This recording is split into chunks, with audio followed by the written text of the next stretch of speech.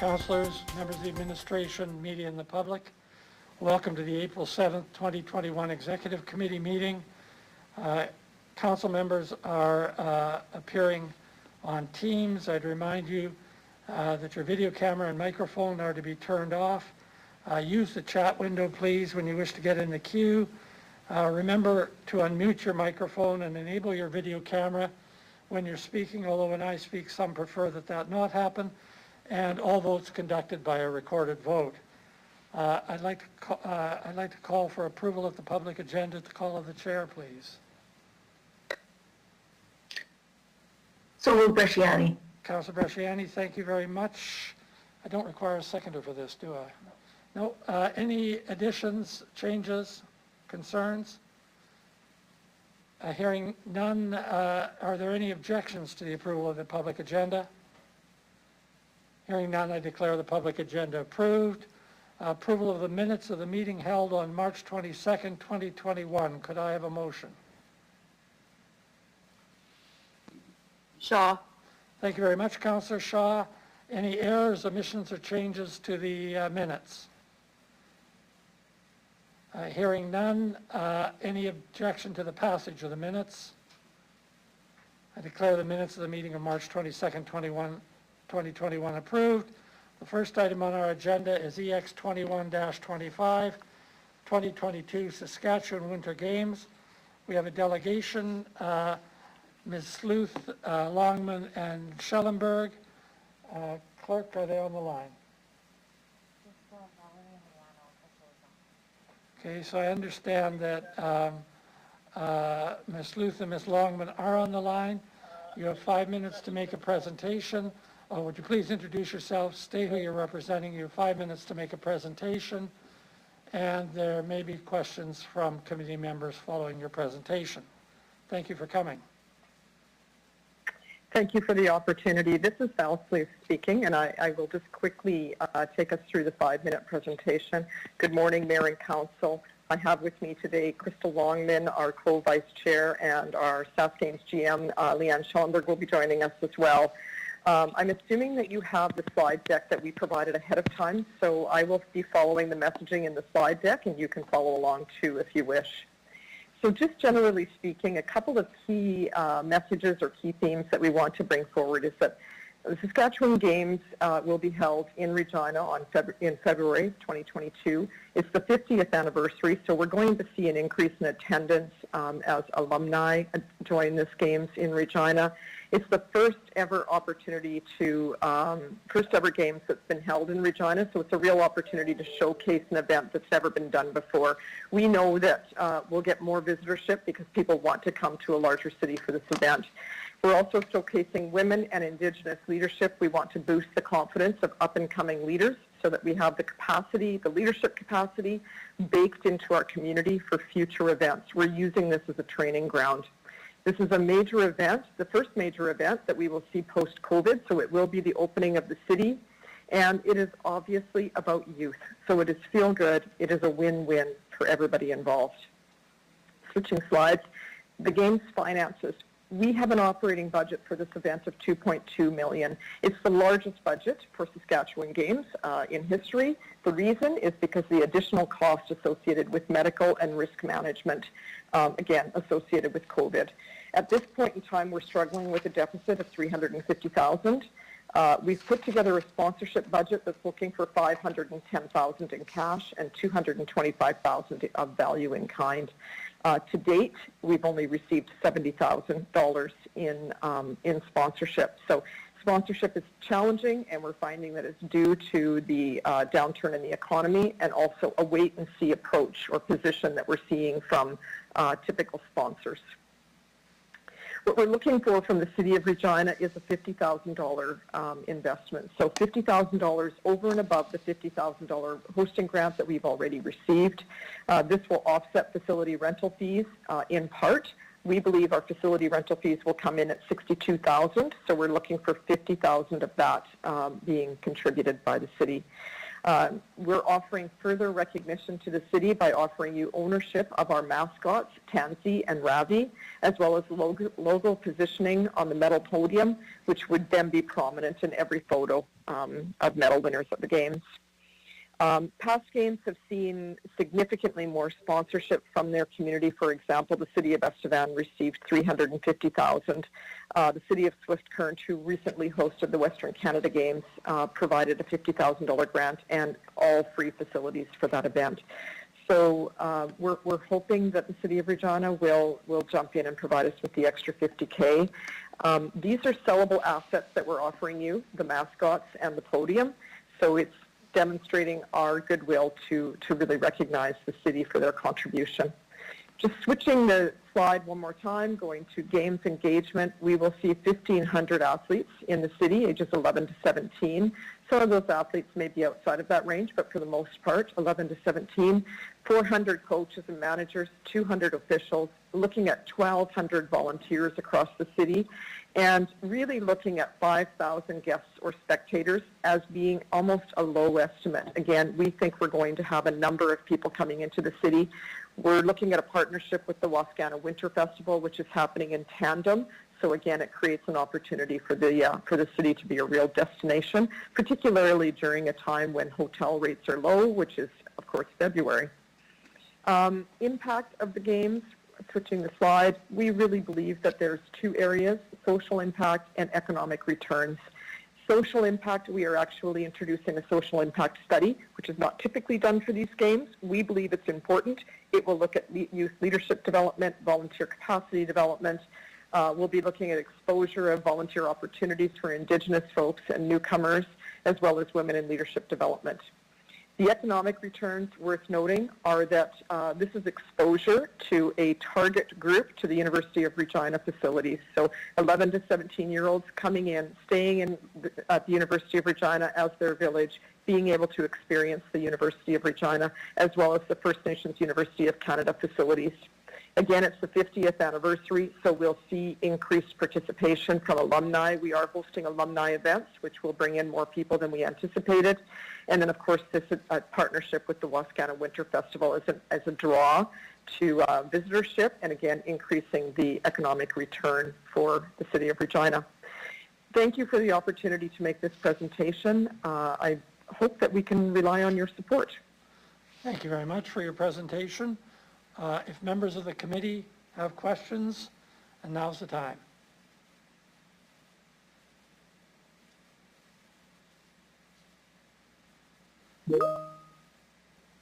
Councillor LeBlanc. Thank you. Through you, Mr. Chair.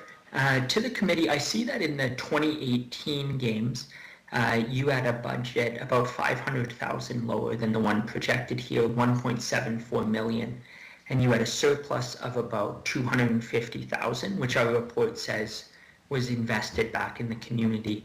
I wonder, can you just tell us a little bit about what you put those surplus funds to? Thank you. Ms. Luth. So if there's surplus funds, now you're talking 2018, so that was not in the City of Regina, obviously. But if there are surplus funds, we have created a legacy committee. The legacy committee will determine the distribution of those funds. This committee is also responsible for divvying out a grant that we've received from the Saskatchewan Games Council, which is a facility matching grant. And so that amount is $250,000, which is also going out to community organizations in order to update their facilities. But if there's post-games, if there is any kind of a legacy, it goes back into the community, and so we will find ways to do that. I anticipate it will probably be going toward some of the social agenda associated with the games and some of the leadership development. The fact that their budget was lower than ours is largely due to COVID and many of the contingencies that we're having to put into place for COVID. The additional reason is that it's more expensive to host the games in a larger city. The fees are just more expensive. Councillor LeBlanc. Yeah, thank you. I have no further questions. Thank you very much. Councillor Bresciani. Thank you, Val, for coming forward, and thank you for taking the leadership role in this. This is exciting for our city, especially as we are moving, hopefully we'll be out of COVID by then. The question I have is for the 50,000, that will be, you indicated that will be going back into help reduce the rental fees. So can you just give me an example? Would that be going into the International Trade Center? Where will that kind of be geared to for the rentals? Through you, Mr. Chair. Yeah. Okay. Thank you for the question, and thank you for the acknowledgement. It is a privilege to be invited to lead this event, so I do appreciate the opportunity. So that the fees will be going into the field house. We're looking at about a $31,000 fee for the field house. Lawson Aquatic Center, we're looking at about a $4,500 fee for the Lawson Aquatic Center. And then facilities associated with the Regina Association. So opening and closing ceremonies will be held at the Brant Center. We'll be looking at the Cooperative Center Arena for the short track speed skating, as well as figure skating competitions. We're using Sullinger's Corner Stadium for the Athletes Lounge. We'll be looking at the On camera. Sorry? What? We'll be looking at the Harvard Lounge for the VIP reception. And then the Farm Show office space will be used for the Operations Center and Volunteer Lounge. All of that adding up to about $62,000. Great, thank you for that. So that would be going back into mostly the city facilities. No, I just, the other question, you indicated that showcasing women and Indigenous leaders. Can you just expand on that, of what your vision is for that through to you, Mr. Chair? Ms. Luth, Yeah, I'm like, sorry, go ahead. go ahead. Okay, thank you. Apologies. Yeah, really delighted to be able to share that information with you. So we have created a committee for this Games that is comprised of all women leaders. So the executive is all women, one of which is an Indigenous woman. So our vice co-chair, Crystal Longman, who's on this call and may have something else to offer to this after I respond to your response or your question.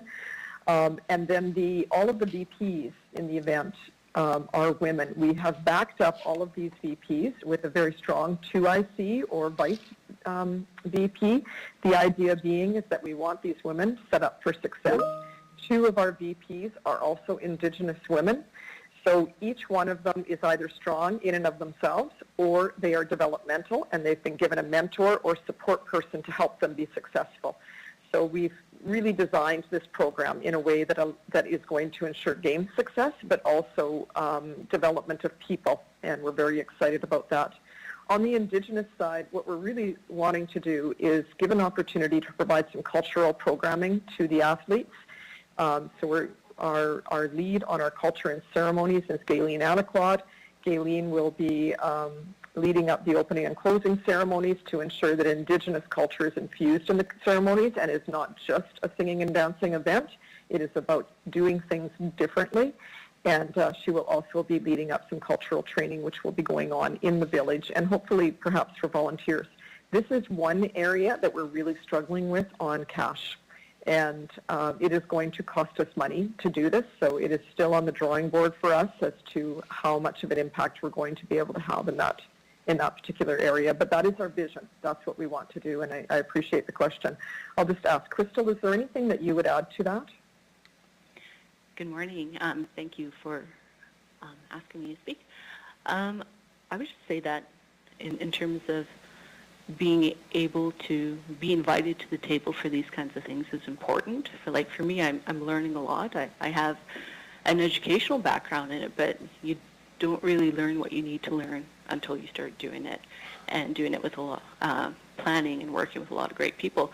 And so I'm continuing to learn. I'm getting to watch other women be mentored as well. And the great thing about it is I can do it from my own cultural perspective, and I can blend those two things together in terms of the administrative part of it, and then my spiritual part of it, where I can go to our elder and ask for prayers for things and put things in line through prayer, because I believe it's important to, I'm sorry, I'm nervous.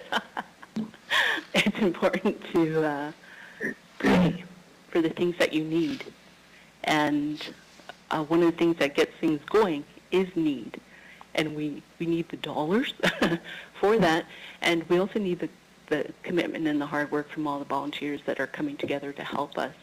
And so when you combine those two things, the money along with the volunteers, and that spiritual commitment to bring good things for your community, then you have the ingredients for something really awesome to happen. I'm looking forward to a great 2022 Saskatchewan Winter Games in Regina. Great. Thank you for that. Sorry, was there anything else that you wanted to add? Yeah, I just wanted to thank Council for her contribution, but I also wanted to mention that we've also assigned an elder to the event, so ensuring that we're meeting the expectations that Crystal has just rolled out. So, yeah, thank you. It's awesome, very exciting, and thank you for this. I absolutely support it. Thank you, Councillor Shaw.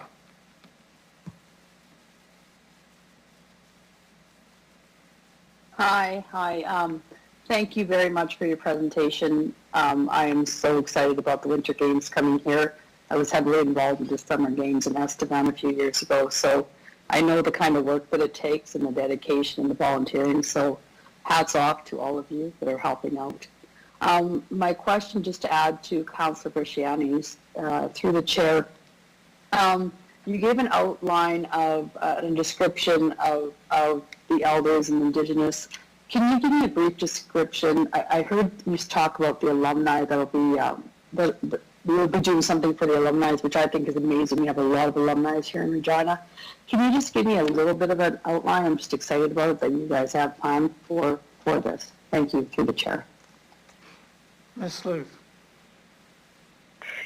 Thank you, Councillor Shaw. And again, thank you for the kind words. You're putting a smile on my face, and I know the others as well. So really appreciate that.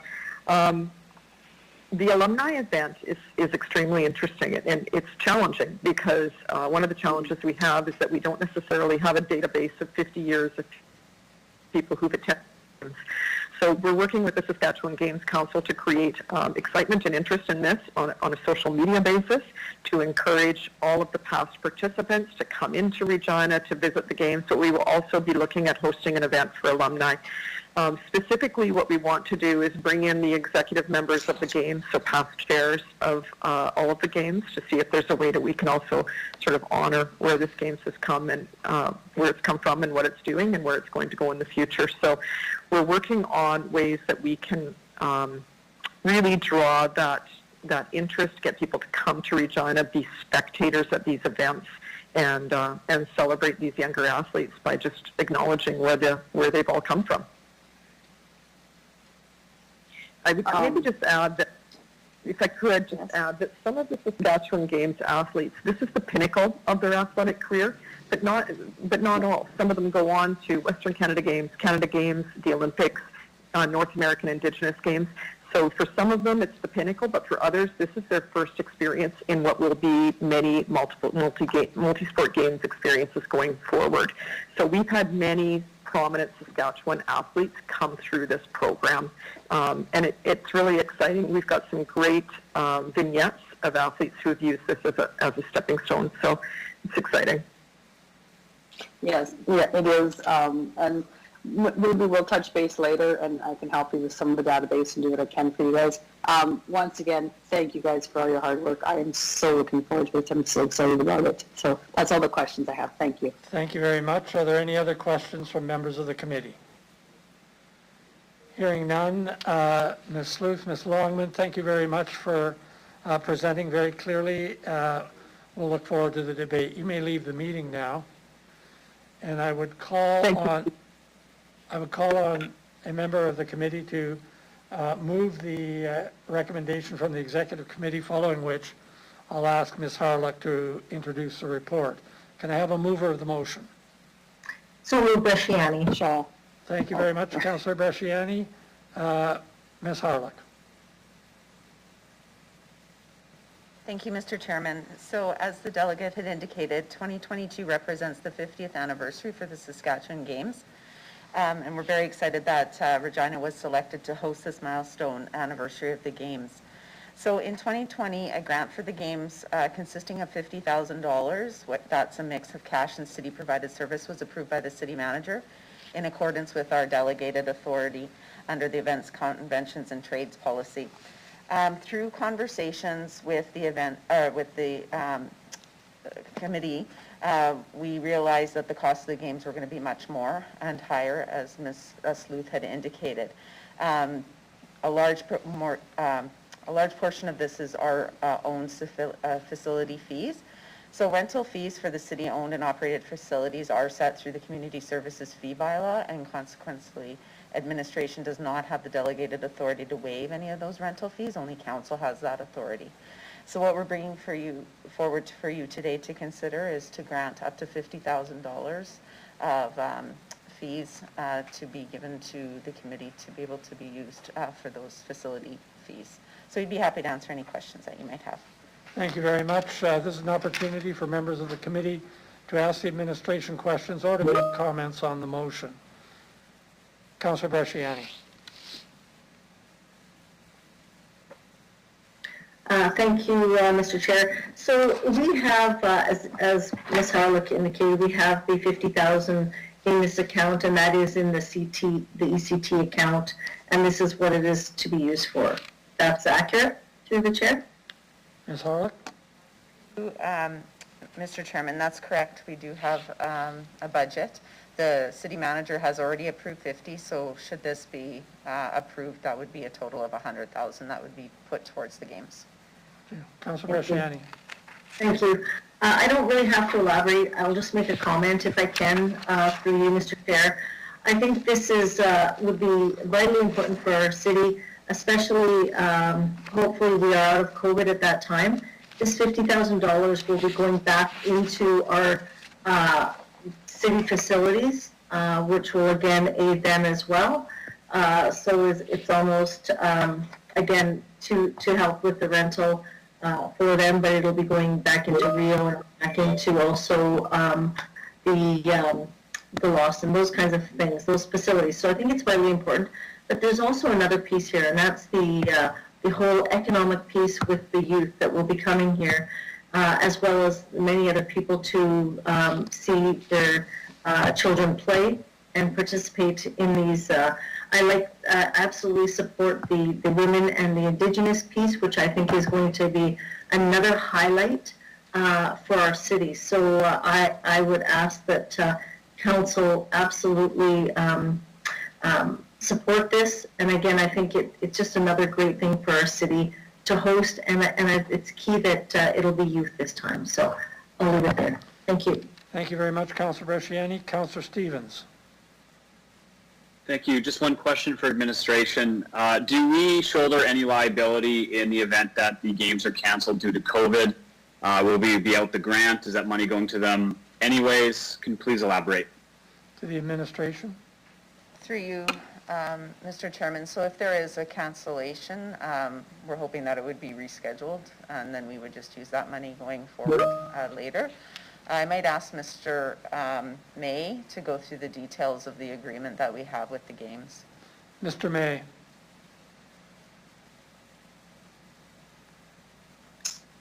Through the chair, our agreement currently will outline things such as the fact that the games has a plan that the committee has a plan to pull off the games, that they have the capacity to deliver on the games that they've indicated they would use this funding for.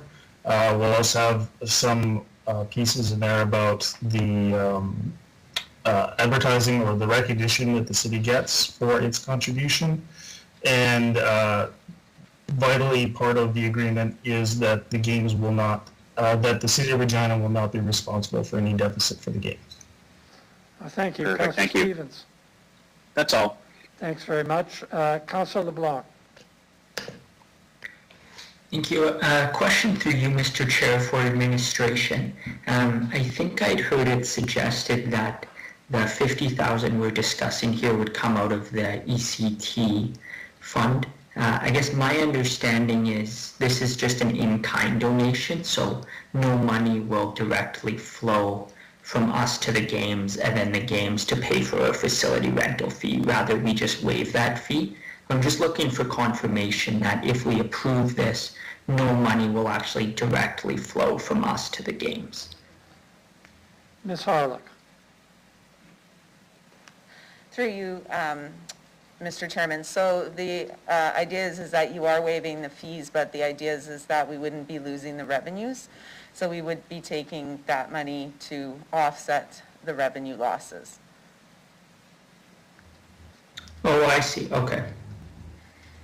Anything further, Councillor Blanc? No, just a comment, which is I support youth sport. I support the Sask Winter Games. I once had a quite uninspiring performance in one when I was in high school, so I think it's important. Despite that, I'm going to vote against this today, and the primary reason is because at this point we're not in the business of attracting the games to Regina. They've committed to coming. We negotiated, I take it, on how they would come. I assume that's part of why the previous 50,000 was earmarked. And now, after the time of appropriate negotiations, I think they've come asking for a bit more in what amounts to a bit of a gratuitous ask or an additional sort of charity-based one. And so I'm opposed to it on that basis. I think this is quite different than when we look at things like tax breaks to attract an event or a company to Regina in the first place. Here we've concluded the negotiations and this is a second round ask. So I'm opposed to the additional financial support, but very in favor of the games and looking forward to it. Thank you. Thank you very much. Councillor Findura. Thank you, Mr. Chair. Good morning. Must be internet's going a little slow, so I'm going to keep my camera on in case in case I go blank here. Question to administration through you. The delegation did mention about smaller venues like Swift Current and other places that have dedicated more funds to the games. So my question would be, I understand that it's important to be involved. I'm not going to say is this enough or not enough. If a smaller community can add more funds to make sure that the games are successful, was this amount, like another 50,000, was that the only thing that they asked for, the games, or could we do more, or this is what we're basing on for what the committee, the games committee has asked for or hoping to gain, or so? And are we doing enough to making sure that those games are successful, Mr. Chair? Ms. Harlock. Through you, Mr. Chairman. I'm sure the committee would take more money if we were willing to offer it to them. At this point, we felt that a total of 100,000 is fair.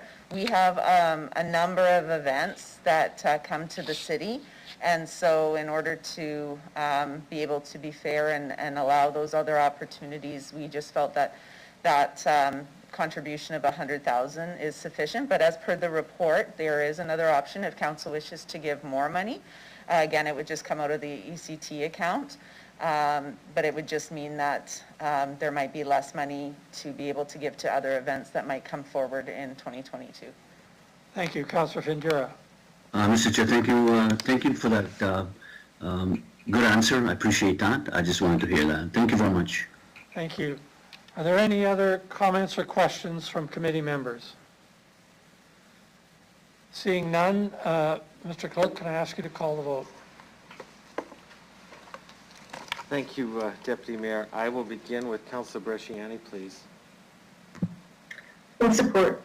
Councillor Stevens. In support. Councillor Findura. In favor? Councillor LeBlanc. Opposed. Councillor Shaw. In favor. Councillor Mancinelli.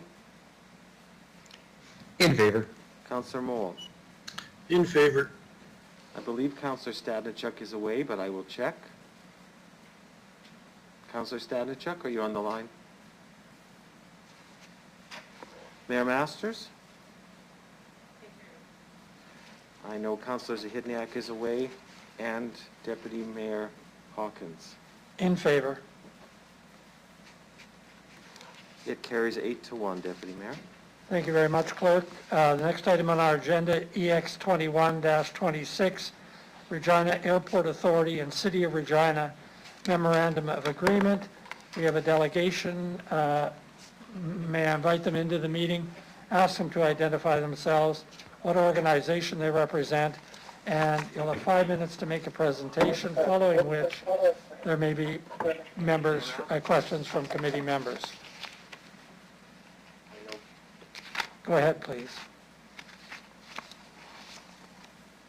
Mr. Bogo. Good morning, Mayor.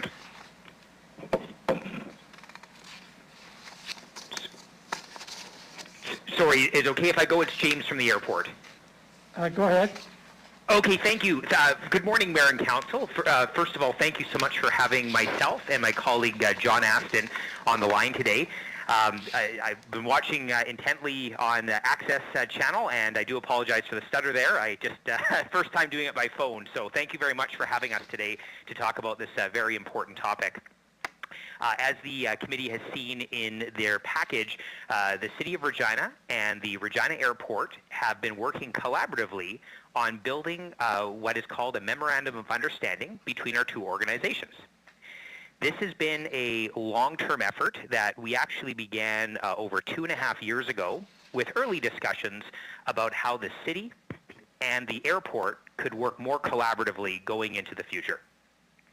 I want to personally thank, of course, City Administration and all the support that Council has shown to the airport over the years on a variety of topics. But I hope this document will provide a much clearer understanding on some of the overarching policy statements and really macro-level statements that the two organizations feel are very important for the vitality and the future of our community. Specifically, the airport wants to be a big partner with the city, and I believe we've been demonstrating that in recent years. And more importantly, areas of mutual concern, whether that be development near the airport, servicing that comes to the airport, issues of taxation, for example, tenants who lease property on the airport, or how we welcome guests to our city and manage even things like citywide events. And hearing what the previous delegation was talking about, that would be a perfect example. The airport is very interested in ensuring that the relationship with the city lives past future leadership, or lives past current leadership, I should say.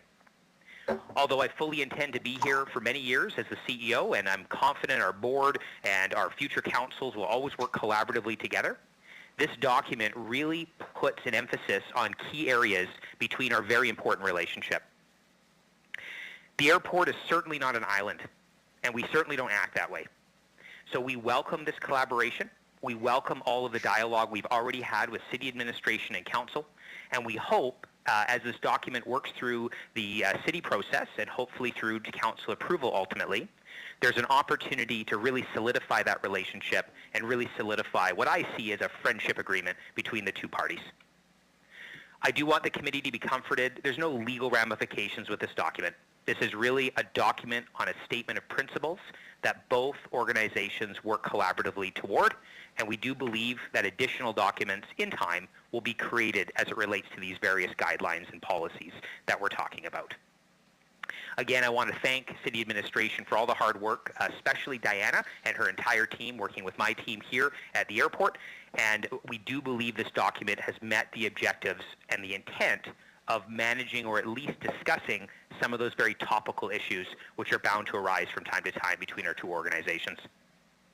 With that, I'd love to give some time back to the committee if there's any questions or comments about the document. But again, I thank everybody for this opportunity to speak today, and I very much look forward to a continued collaboration between our organizations and really for the greater prosperity of not just Regina, but all of Southern Saskatchewan.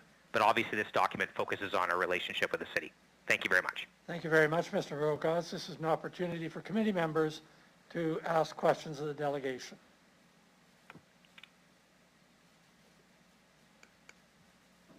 Any questions? Seeing none? Oh, We got John. Councillor Findura, I'm sorry. Go ahead.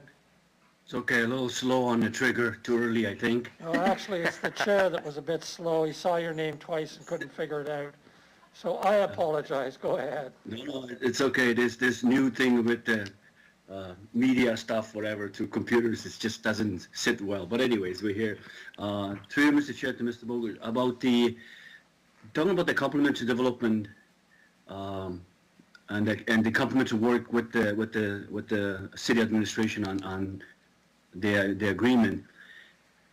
And I read it. How does all of this fits with the federal government? I believe, as far as I know, the lands are owned. The lands are being leased by the airport from the government. How does that work with the MMOU with city, and then you still have to work through the federal government? How is that working out, or how does that fit together? Mr. Bogas. You know, thank you, through you, Mr. Chair, to Councillor Findura. This is really the essence and one of the major pillars of why we wanted to solidify this understanding. Let's ignore this document just for a moment, and let's imagine the world that we had been in the past. So the airport has its own federal land use plan. Within that land use plan, the federal government provides a number of guidelines on how we can develop lands.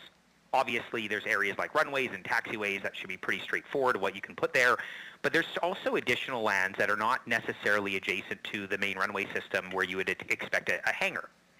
So when we start thinking about development property, such as what we have on the north side, where you see that brand new Canada Post facility, the airport has a tremendous amount of flexibility on how it can manage its own lands, but it's not necessarily in harmony with the official community plan. And what we felt strongly about, and by the way, this was voluntary by the airport. This was not a requirement that we had to align or try to align more closely with what the city's plans are. But we felt strongly that we are part of the city. We're not an island, as I made in my statement. And what we wanted to do was voluntarily consult with the city as we develop our property to ensure it aligns as closely as practical. I can't promise perfect alignment, but as closely as practical with the general direction of where the city wants to grow. So for example, if the city has a focus of having a downtown core elsewhere, then you wouldn't expect the airport to be marketing property to try to recreate a downtown core at the airport itself. And I'm obviously using a very silly example, but just to make a point that we want to be in alignment with the city as best we can. The other component here is we want the city to be in alignment with the airport. So it's very important, and we're going to be having a discussion with a different committee this afternoon about ensuring that lands developed adjacent to the airport don't prevent the airport's future ability to expand. So it's a very positive two-way street, and it takes into consideration good dialogue between the two parties as applications come in for development or planning ideas around services and infrastructure, all of that to tie as nicely together as we can as a big part of the city. Thank you, Through you, Councillor Mr. Chair. Findura. Yeah, through you, Mr. Chair, Mr. Bogus, thank you very much for that. That summarizes exactly what the discussion and Ms. Harlack in her introduction, what that means. So thank you very much for that. I appreciate the openness, and yeah, still my feeling the same to you. Hang around here for a long time. Thank you. Thank you. Any other questions for the delegation? Seeing none, Mr. Bogas, Mr. Austin, thank you for appearing. I should tell you that late yesterday afternoon, I was out raking my leaves. I saw a plane go overhead, and I was very excited by that. Thank you for the clarity of your presentation. You may leave the meeting. Thank you so much. Have a great day, everyone. Bye-bye. Can I ask a member of the committee to put this matter on the floor as a motion? Councillor Shaw. Andrew. I think I heard Councillor Findura there. Thank you. Mr. Holden, would you introduce the report, please? Thank you, and through the chair. Not a lot to add to what Mr. Bogus has said, but I think it is important to just reinforce that the relationship between the airport authority and the administration is stronger than it's ever been. Mr. Bogus has, I believe, been CEO at the airport for just over 3 years, and he has brought a very energetic and positive relationship in terms of how he wants to contribute to the growth of our community. So the MOU does exactly that. It outlines how we will work together in the future. and it recognizes obviously the need to collaborate to promote economic growth for the Regina and region. And of course, it's complementary development that will help achieve both the airport's land use plan and our official community plan. And I think, Mr. Bogus highlighted that. It wasn't that they had a requirement to come on side with the city, but they recognize the role that they play within the community overall. So, that's a credit to both himself and the Airport Authority Board. Important to reinforce that it's a non-binding agreement. However, it serves as a framework for the development of municipal service agreements. And that's around fire services, that's around assessment and tax agreements. And the other thing that this does, of course, the Airport Authority has a requirement through their ground lease agreement to have an MOU with the city. So this is something that has been outstanding for a while. And, again, kudos to both Mr. Bogus and his team and Ms. Harlock and her team in getting this to the point that we're at today. So we're looking forward to the discussion, and we'll answer any questions that you may have. Thank you very much, Mr. Holden. Committee members, this is an opportunity to ask questions of the administration or to comment on the matter before us. Councillor Findera, you moved the matter, so I'll give you the first opportunity. Thank you, Mr. Chair. I just want to make a quick comment that I am very appreciative of the administration and the Regina Airport Authority to frame this, and this is a win-win, a very important piece of going to the future. Airport is a gateway of us moving goods in and out and people in and out, so it's very good, and I want to congratulate the airport and our city administration to be able to sit at the table, get this agreement done, and as Mr. Holden did say, it's a very, very good relationship, best ever been, and looking forward to seeing that moving forward, and wishing Mr. James Bogus to hang around here through his leadership. I think we are much better even as we coming out of this pandemic, and to help with how we can work together to secure our future here. So I just want to say thank you to everyone involved in this. I'm supportive, very supportive of this. Thank you. Thank you, Councillor Findera. Councillor Bresciani. Thank you, Mr. Chair. So I just want to make a comment that I was surprised that this hadn't been done before.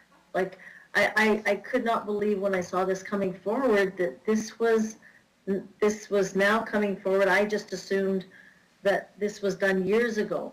So absolutely needed, and for what has been already said, but this is absolutely something that we need. I think that maybe that's why in the previous years that there were some struggles with the kind of the Regina Airport Authority and how we worked with council. This is absolutely moving forward what is needed.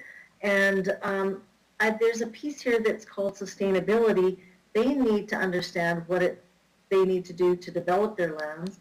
And this is a piece of that MOU that will make that clear. So again, thank you to administration and to the Regina Airport Authority for getting this done. But I would absolutely say this is long overdue. So thank you and look forward to moving this forward. Thank you very much, Councillor Bresciani. As they say, all good things come to those who wait. Any other comments or questions? Seeing none, could I ask the clerk to call the roll vote, please? Pardon me. Thank you, Deputy Mayor. I'll begin with Councillor Findera, please. In favor. Councillor LeBlanc. In favor. Councillor Shaw. In favor. Councillor Mancinelli. In favor. Councillor Moll. In favor. Councillor Stevens. In favor. Councillor Bresciani. In favor. Mayor Masters. In favor. Deputy Mayor Hawkins. In favor. Passes 9-0, Deputy Mayor. Thank you very much, Clerk. We now move on to EX 21-27, Pattison outdoor billboard leases. I see no delegations, so could I ask a committee member to move this recommendation, and then we'll ask Ms. Bedell on behalf of the administration to introduce the report. Could I get someone to put this on the floor? So moved, Mancinelli. Andrew. Thank you very much, Councillor Mancinelli. Ms. Bedell. Through you, Mr. Chairman. The report before you today is requesting approval to renew 6 of the existing, sorry, it's hard to talk and breathe in this, to renew 6 of the existing permanent billboard locations for the Pattison outdoor advertising. There are currently 20 permanent billboards located on City of Regina, owned right-of-ways or titled property throughout the city. These billboards were installed as a result of previous leases with Outfront Media, which has 10, and Pattison Outdoor Advertising, which has 10. And as such, they are the owners of the actual billboard structure. The current lease agreement has expired for 8 of these structures, and the city has negotiated the renewal of 6 locations. As Pattison has decided to permanently remove 2 billboards, one that was damaged in a windstorm and the other due to economic reasons. The renewal of these billboards are subject to City Council approval. Thank you. Any questions? Thank you very much, Ms. Bedell. Committee members, any comments or questions? Councillor Mancinelli, you moved the motion. Do you have anything you'd like to add?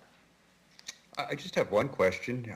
There's been changes to the zoning and the sign bylaw. Are all these locations all in good correlation with all existing bylaws? None of them are outstanding or against traffic counts or signage or anything weird?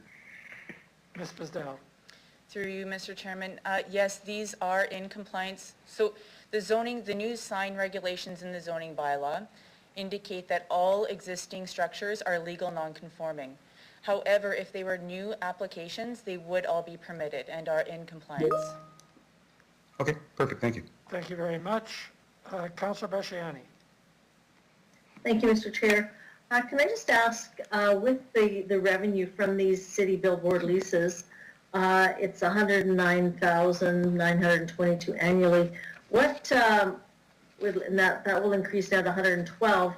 Where does this, these dollars go, and what do they go to pay for? I mean, where does this revenue go? Through the chair?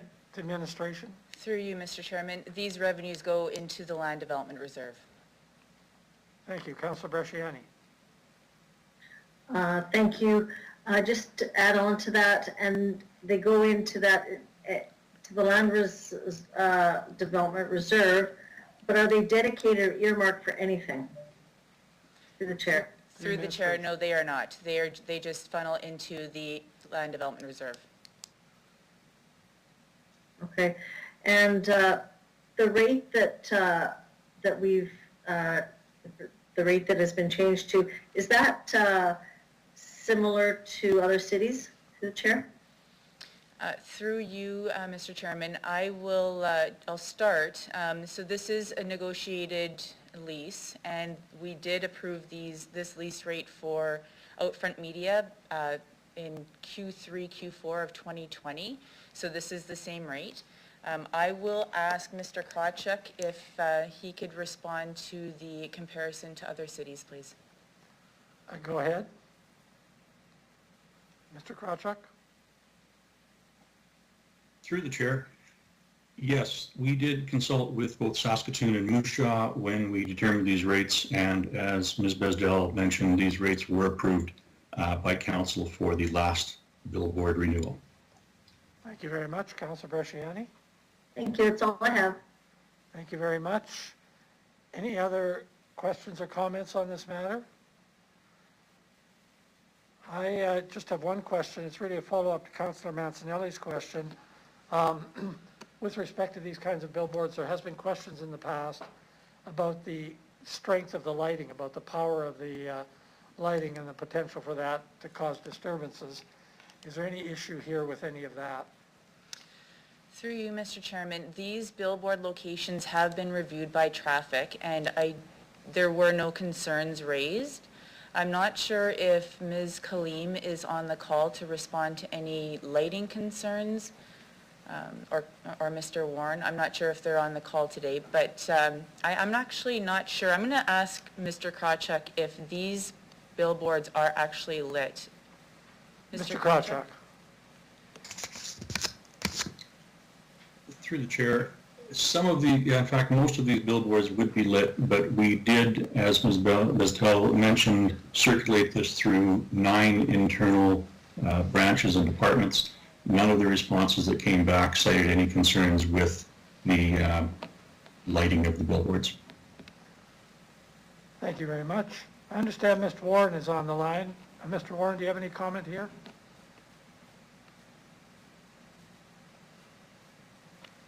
Hearing none.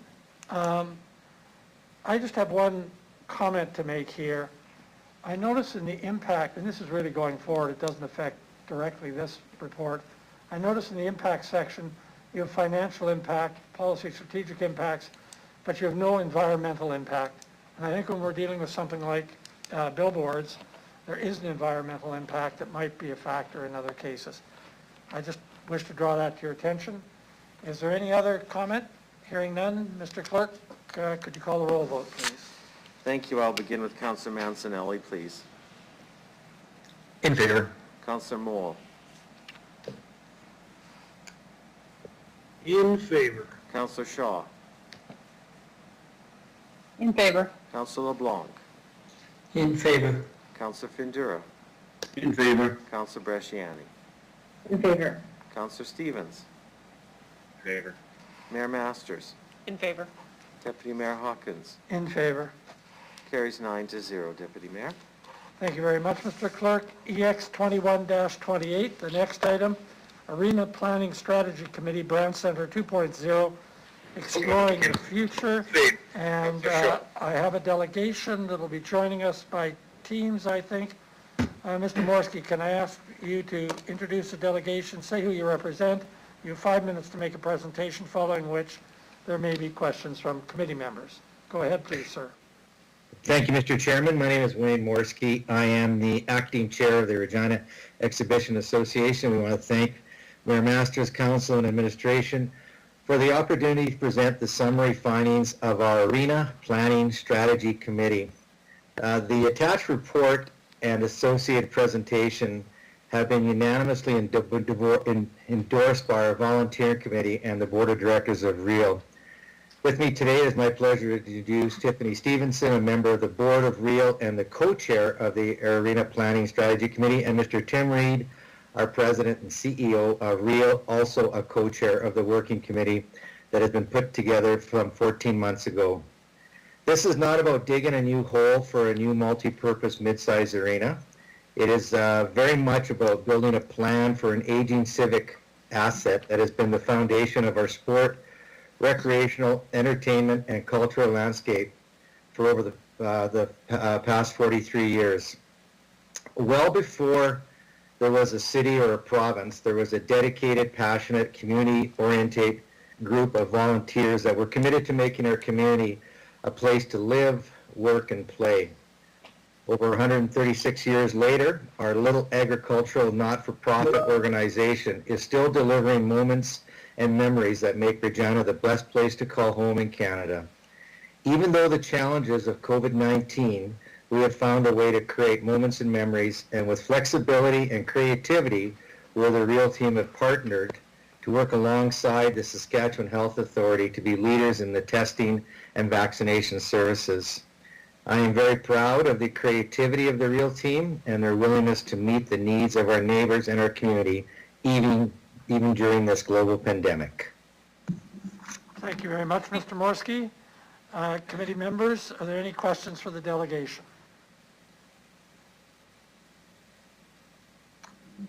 Mr. Chair, can we share the screen? Sorry. We're working on that, Mr. Reed. Just give us a moment and we'll see what we can do here. Thank you, Mr. Chair.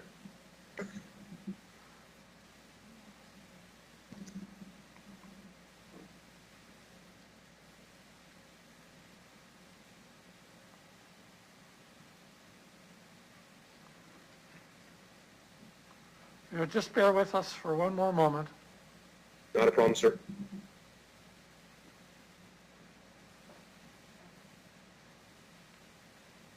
Say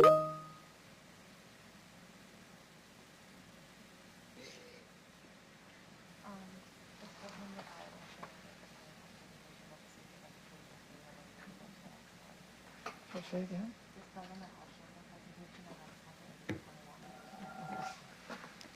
Thank you for your patience. The deputy clerk has indicated that she will share the PowerPoint presentation so that it's available to everybody watching. And she would ask that you indicate when you wish her to move to the next slide. That would be great. Thank you, Mr. Chair. Perhaps we could advance to slide number 3 through the clerk's office, please. So slide 3, deputy clerk.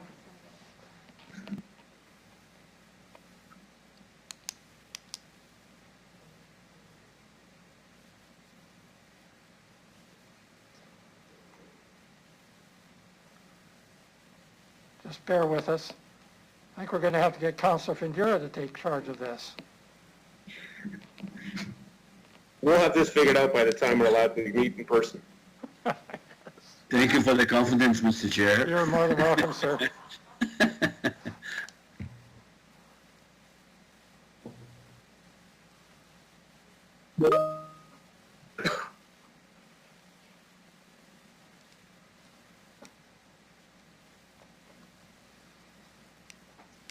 Thank you, Madam Deputy Clerk.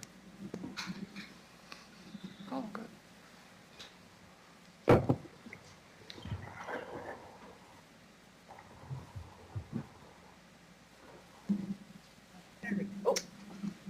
Under acknowledgements would be great. And we'll just tell you to advance the slides if that's okay.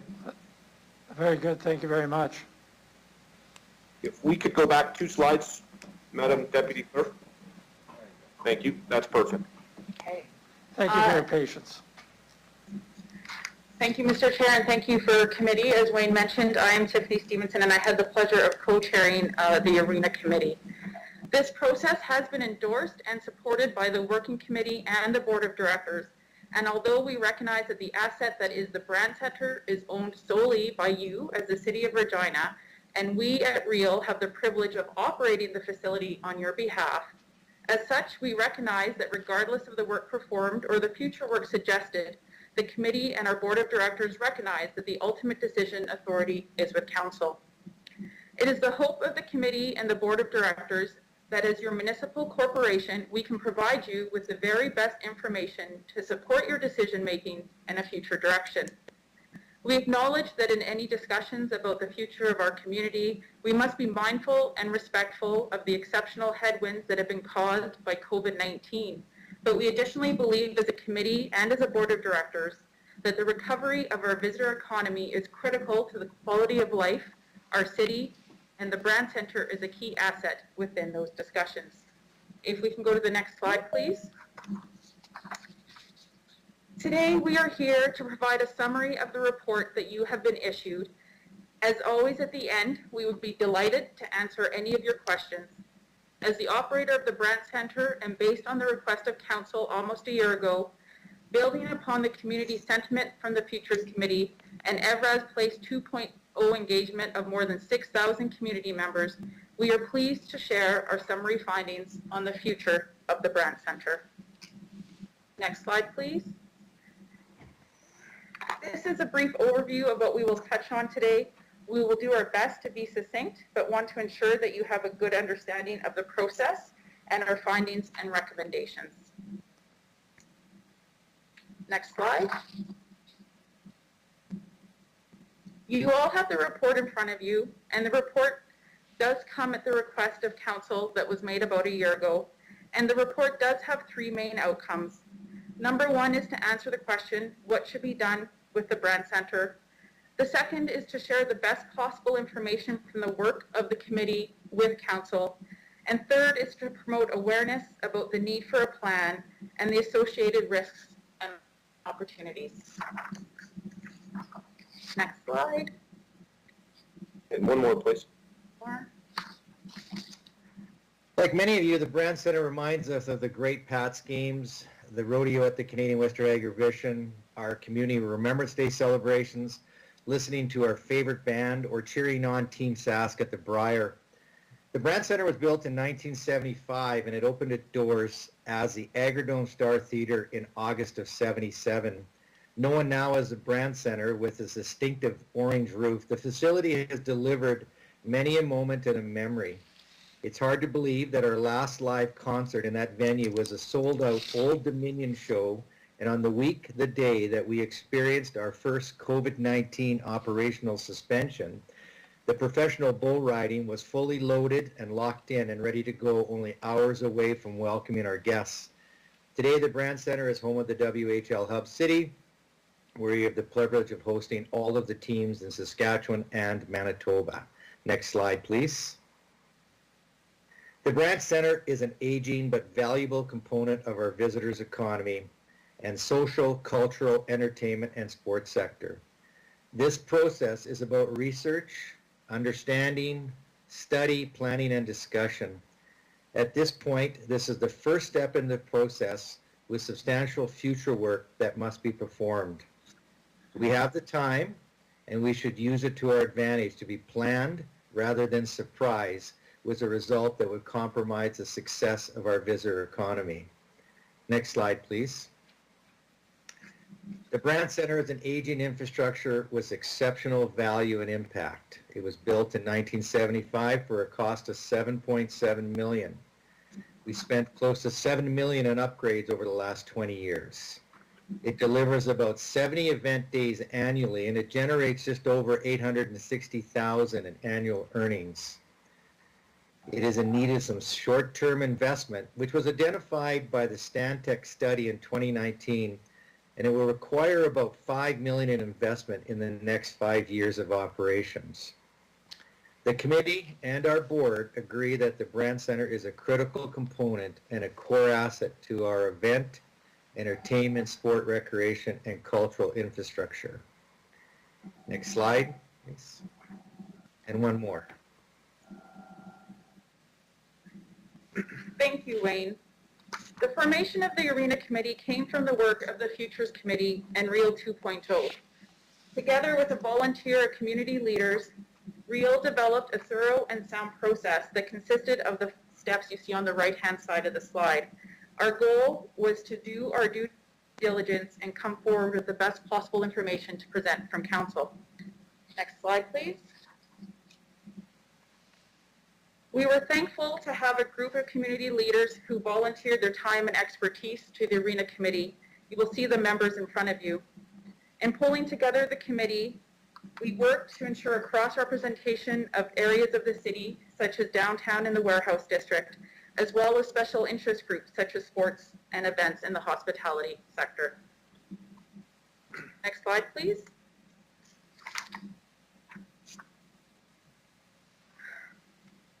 This is the agreed upon process of the Arena Committee. We did not end up conducting a location analysis or stakeholder engagement given the direction from council and approval of the committee, but you will see those come back as requests of phase 2 of the project. The committee completed all of this work and followed a very thorough process to bring you our summary findings today. Next slide, please. And one more. When considering the options around the Brandt Center, the committee felt there were really 3 choices. 1, it was maintain as is, 2, to modernize, and 3, to build new. To help us determine where we may end up, the following model was used to help make a decision. The committee decided that if the building could be modernized to meet the expectations and requirements of a modern mid-sized facility at less than 40% of the expected replacement cost, that we should do that. If it would cost more than 60%, the decision would be to replace. And if it felt somewhere in the middle, a strategic decision would have to be made. Next slide, please.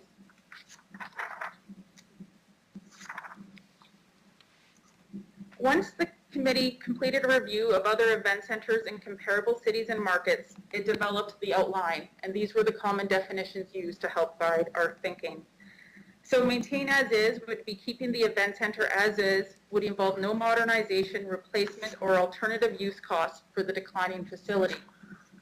Modernize proposes that the facility should be maintained, enhanced, and repaired to an overall state that meets the needs of the facility's event holders, the community, the operator, and the owner.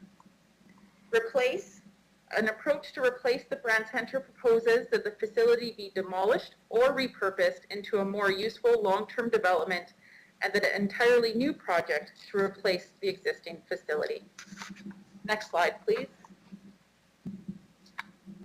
So over the last 20 years in Canada, there's been a total of about 18 facilities that have been built. Those facilities in some cases were larger than the Brand Center, in some cases were smaller. The committee looked at all 18 scenarios of new arenas being built in the last 20 years, and we landed on these 5 facilities that we would do a detailed study. In the 240-page document that you've got, you can go and review the other facilities if you're interested, but we certainly felt that a detailed analysis of Abbotsford, Place Bell, Save on Foods Memorial Center, Budweiser Garden, and Avenir were the appropriate ones. The reason in many cases were they were in communities that were of relevant size to Regina. They had program offerings that were similar, and we could pull together the necessary data. If we move to the next slide, please. What's important to recognize about mid-sized event centers, and I have no doubt that you as a council have had these discussions in the past, and it sounds like you will around recreational and sports amenity. They are not necessarily a license to print money. When we compared the production of the Brand Center, it hosts 70 events a year and makes $860,000 in annual earnings over the last few years as an average. When you contrast that against the cost of building new facilities, a new facility is well in excess of $100 million in most of the other marketplaces that we reviewed. But I think it's also important to recognize that even with that investment, you don't necessarily end up with a better bottom line. If you highlight centers like Abbotsford, or even the newest facilities in the Avenir Center, the Brand Center remains incredibly competitive. That being said, it cost us $7.7 million to build, does 70 events a year, and generates one of the most successful earnings positions of all mid-sized arenas in the country. Next slide, please. The Arena Committee conducted an exercise where we looked at other facilities that we could get data that had been modernized. And this is an important chart because I think it really frames some of the recommendations that you're going to see today. At the top of this chart, you'll see the categories by which facilities that were looking to modernize or enhance themselves invested. At the bottom of that chart, you can see where, across all of those different facilities, the investments landed. What's interesting, and similar to the decision-making criteria, is most of the decisions that a venue makes when modernizing are relative to fan or guest experience. Improved concessions, improved concourse space, better accessibility. What is striking to recognize is you quickly run out of money when you're chasing things like operational efficiency or sustainability initiatives. And so what are the options as we discussed? We advance to the next slide. Quite simply, we could maintain the Brand Center as is. Its current day value is about $33 million. It has a replacement value, if you were to build it again as is in today's construction times, of about $75 million. I think what we recognize through this process is even though it's 43 years old and it was built for $7.7 million, the value of this asset is considerable. That being said, it is aging. And if we wanted to keep the Brand Center as is, we'd likely need to invest about $5 million over the next 5 years and about $9 million over the next 20 years to be able to continue to operate. Next slide, please. The committee did explore an option that talked about how would you modernize the existing Brand Center. And given the decision criteria that were set in advance by the committee, we said that if you wanted to modernize the Brand Center, you could not exceed $40 million in investment. What we recognize, if you move to the next slide, is that we could improve the Brand Center.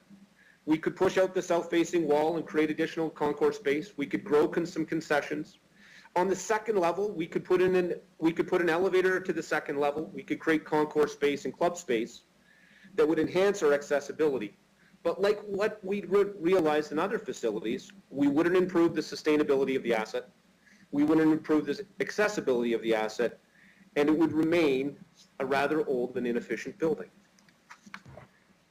If we move to the next slide, the last discussion that we had as a committee was What could you do if you were looking to replace the Brandt Center? And what we recognize through this process is it shouldn't be about an arena, it should be about the multi-purpose mid-sized event center. Something that has roughly 8,000 seats for a hockey or sporting facility and something that has about 10,000 seats for a concert facility. If we move forward to the next slide, there are some fairly clear models of what a facility would look like, as well as some size options that you'll see in the document. A new, more modern facility tends to have all your premium offerings on one side, maximize your bowl seating, and you walk in at grade, and you walk down to the event level, or you walk up to additional seating. What's interesting about it is it does provide opportunity for growth in a market like ours that has a very strong entertainment and recreation position. If we move forward to the next slide, I think what we recognized is there are many options around arenas, and they certainly are components of architecture that add to the betterment of a city. But an event center programs a city upwards of 100 days a year, and that's where the real opportunity is. And they certainly have an opportunity to look different than they have in the past. If we move forward to the next slide, and then one more.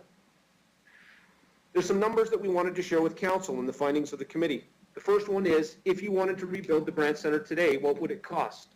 We brought a third-party cost consultant in to do the analysis of the existing Brandt Center.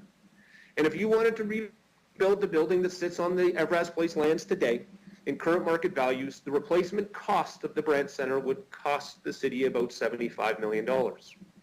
Once again, it's important to realize that the facility, even at its age, has great value.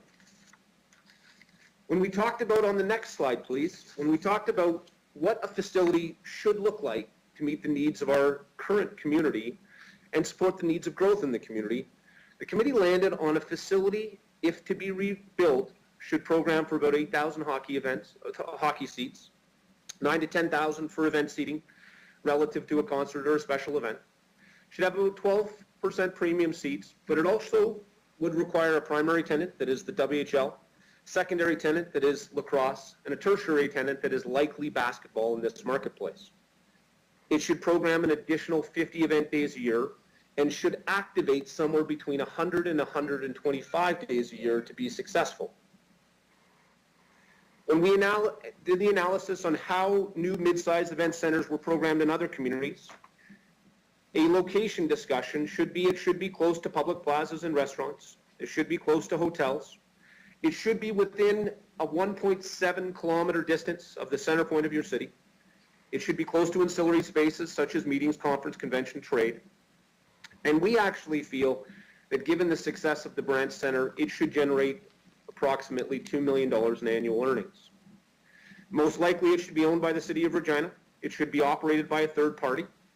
And in many cases, those are third parties that are professional arena operations organizations. But it likely is going to cost $100 million, and it's likely going to be 24 months of construction. Next slide, please. You'll notice in the detailed document that we did engage with Economic Development Regina to perform an economic impact assessment. And I think our takeaways from this process were, for every dollar investment that you put into an asset of this kind, you generate almost equal GDP output relative to the construction sector almost immediately. So it does stimulate immediate jobs, and it supports our construction center. Long term, it does create an incremental lift, and depending on the location that you chose to build a new multi-purpose event center, there may be a greater or lesser degree of economic impact. It does promote long-term employment within the event and tourism sector, and it does support signature events within your economy. Strategically, the decision of where you put a facility such as this would also support growth in tax base and commercial investment. We could advance to the next slide and then one more, please. Thank you. The committee had regular discussions, as did the board of directors, on the need for a competitive, mid-sized, multi-purpose event center in the city of Regina. And in each discussion, the outcome remained the same. It is strategically important to the success of the city of Regina, especially within the sport, recreation, entertainment, culture, and tourism economy, to have a facility that meets the needs of the community while concurrently maintaining our competitive position in Western Canada. Next slide, please. Within the report, you'll note that a number of identified risks are presented. To highlight one of the largest risks identified by the committee was the current financial commitments associated with Mosaic Stadium and the recent investment in sport, recreation, entertainment, and event infrastructure. The second and the largest risk will be the recovery from COVID. It's the unknown. How, where, and if the discretionary dollar will be spent is the one thing that we don't know.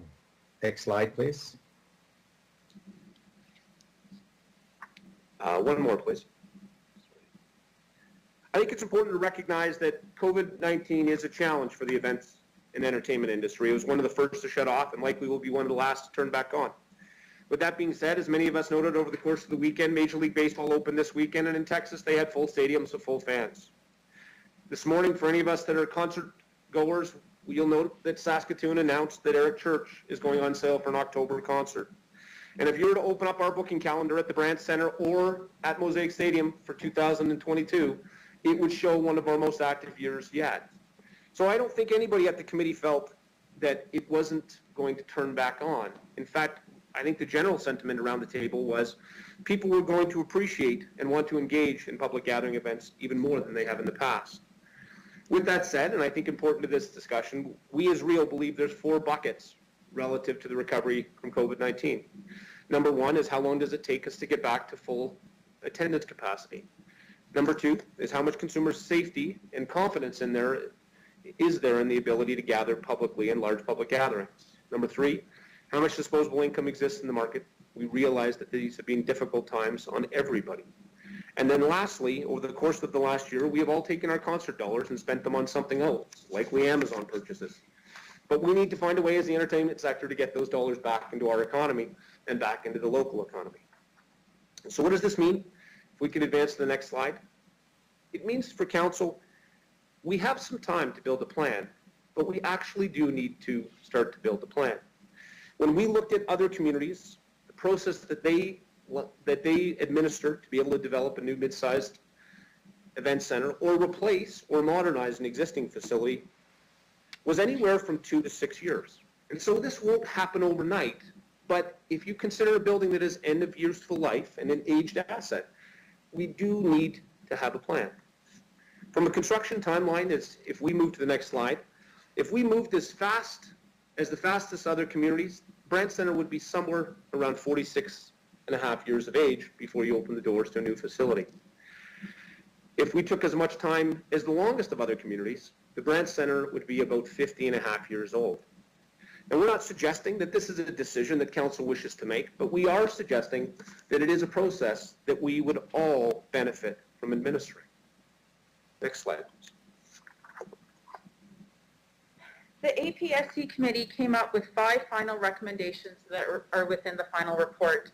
These have been approved by the REAL Board of Directors and come to you today for consideration. Today we are seeking approval on just one, which is to advance the committee to the second phase. Next slide, please. The first recommendation is that we do prioritize the replacement of the Brandt Center. We know it is an important asset to our community, and we need a multi-purpose event center that is modern and competitive. Recommendation number 2 is that we develop a repurposing strategy for the Brandt Center. The Brandt Center being repurposed could create valuable sport, recreation, entertainment, agriculture, or trade show space within the community. Next slide, please. Recommendation number 3 is to develop a short-term maintenance plan for the Brandt Center. As Tim pointed out, we do need some investment in the short term to keep it operational. We would recommend the development of a 5 to 10-year mitigation strategy designed to manage risk and continue the effective operations of the Brandt Center to bridge the gap. Recommendation number 4 is to advance the work of the APSC to a second phase. There will be a need for future work and study regardless of the chosen direction, and it is recommended that the second phase of this work for the APSC continue and includes the following, which would be a total economic impact assessment, location assessment and site selection, site plan, facility schematics, capital financing plan, operational and programming model, total facility life cost, as well as a community engagement strategy. The last recommendation is that we just don't build an event center, but build a district. Any plan to redevelop the Brand Center should not be short-sighted or singular in focus, but must include considerations to be much more than just an event center. On our work on the Futures Committee, we had the opportunity to see many district developments, and this is the way forward that we're seeing, and we would recommend the same for Regina. Next slide, please. So in conclusion, we present two formal requests with a suggested timeline. Should be noted, as always, the real Board of Directors and the committee will await future direction from the City Council. Request number one is that the City Council receive this presentation and the associated report as information in response to the Regina City Council request for direction related to the future of the Brand Center. The second request is that the City Council consider empowering Real as a city corporation and the operator of the Brand Center and Evraz Place lands with the advancement of a second phase for more detailed study specific to the future of the Brand Center and consistent with the 5 recommendations of the Arena Strategy Planning Committee report. Pending support on the above requests, it is suggested that Real and the Arena Strategy Planning Committee return to City Council with the next phase of the process in Q2 of the year 2022. Next slide, please. With that, we'd like to thank you for your valued time and your commitment to our fine city. And with that, Mr. Chairman, we are now open to questions or comments. Thank you very much. I just want to, before we go there, ask the city manager a question for clarification. You mentioned at the end that you have 2 requests based on 5 recommendations. I just want to be sure that the recommendation before the executive committee today captures those 2 requests. So through you, City Mr. manager? Yes, through you, Mr. Chair. So the recommendation in front of you is that that exec committee, and it recommends to council that you endorse the Brand Center 2.0. This document includes those 5 recommendations, and it also prioritizes looking at the future of a replacement for the Brand Center. So, you know, we get into a little bit of a governance conversation because at the end of the day, we had a committee of Real, we had a board that approved this work, and now we're looking to council to say, do you endorse them taking these next steps? So when you read recommendations 1 through 5 and then their final 2 asks, you're endorsing that if you support the report. Thank you very much for that clarification. To members of the committee, this is an opportunity to ask the delegation questions.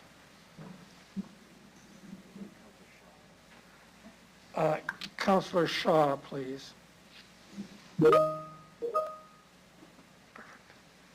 Thank you. Thank you guys for your presentation and all your work that went into the findings of what you found. I do have a question through the chair. You had mentioned that it needs to be 125 days, it needs to be filled in order for it to be successful. I didn't get a full view as, and maybe I just kind of overlooked it, but a full view of really what you felt these 125 days would entail through the chair. Through the chair, great question, and thank you for that. So perhaps the first comment around our experience through the committee was when facilities start to program below 100 days, they don't activate an area or a district with success. They actually become more dark than they are lively.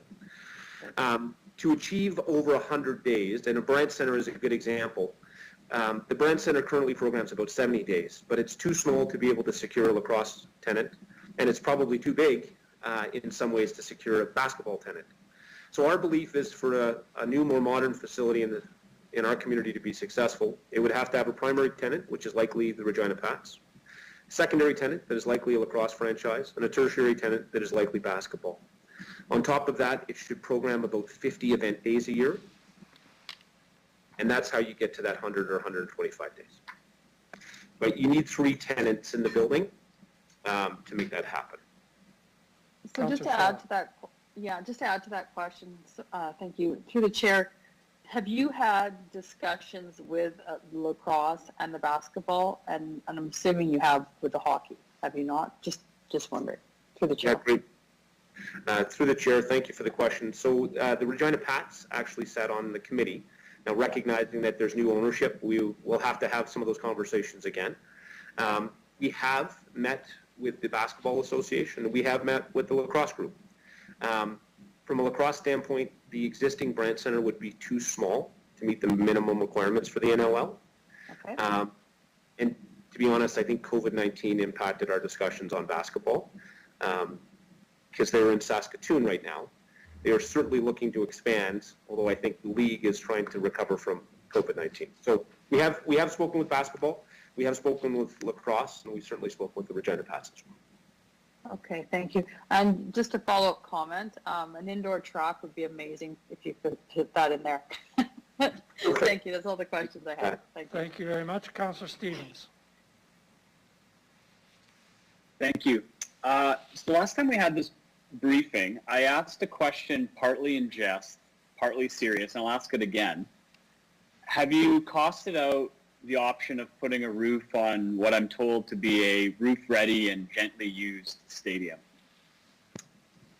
Through the chair, we did. The question came up, and I may ask Mr. Holden just for his comments.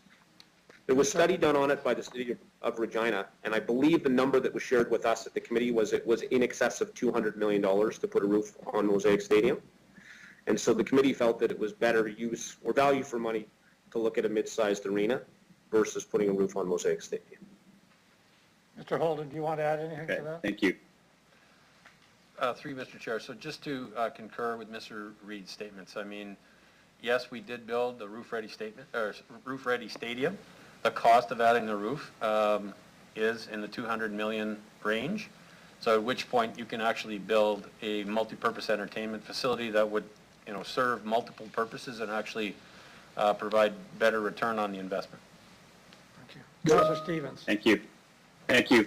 And just to be clear, in terms of what we're approving and what this committee would look at, it's not simply the facility, but also the actual placement of it, correct? So it could be anywhere on the campus or somewhere else on city-owned lands, is that correct? Through the chair, absolutely. And I would just add a comment through the chair that from an organizational standpoint, Real felt some sensitivity in us leading this process, given our commitment to 100 acres of land. The committee actually put a motion in front of us to bring to our board of directors requesting that Real continue this work.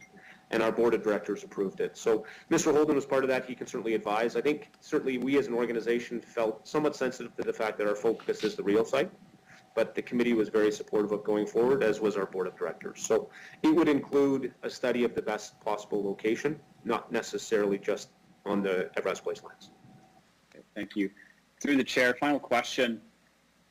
As we proceed, and you're thinking of how we pay for this, do you believe we can do better than the deal that was struck that built Mosaic in terms of support from other levels of government and the private sector? Can we do better on this in terms of lightening the load on the City of Regina having to pay for this? Through the chair, and I would encourage you to when you get the chance to go and review the great 240-page document and you have nothing better to do with your time, there is a slide in there that looks at other facilities and how they were paid for. One of the outcomes that the committee took is in most cases, the access to federal funding was quite limited relative to a multi-purpose event center, with the exception of in Laval, where it was tied to recreational amenities. I will say I think there is a general shift in funding, particularly related to stimulus coming out of COVID-19 that might make this facility eligible. So to your answer, or to your question, I think this will be highly dependent upon investment from the City of Regina. Yes, I do believe there will be a level of private investment that will be eligible. The big shift is likely relative to coming out of COVID-19. It may provide opportunities at a federal level that I would suggest had not been there in the past. Perfect. Thank you. That's all I have. Thank you, Councillor Stevens. Councillor Moll.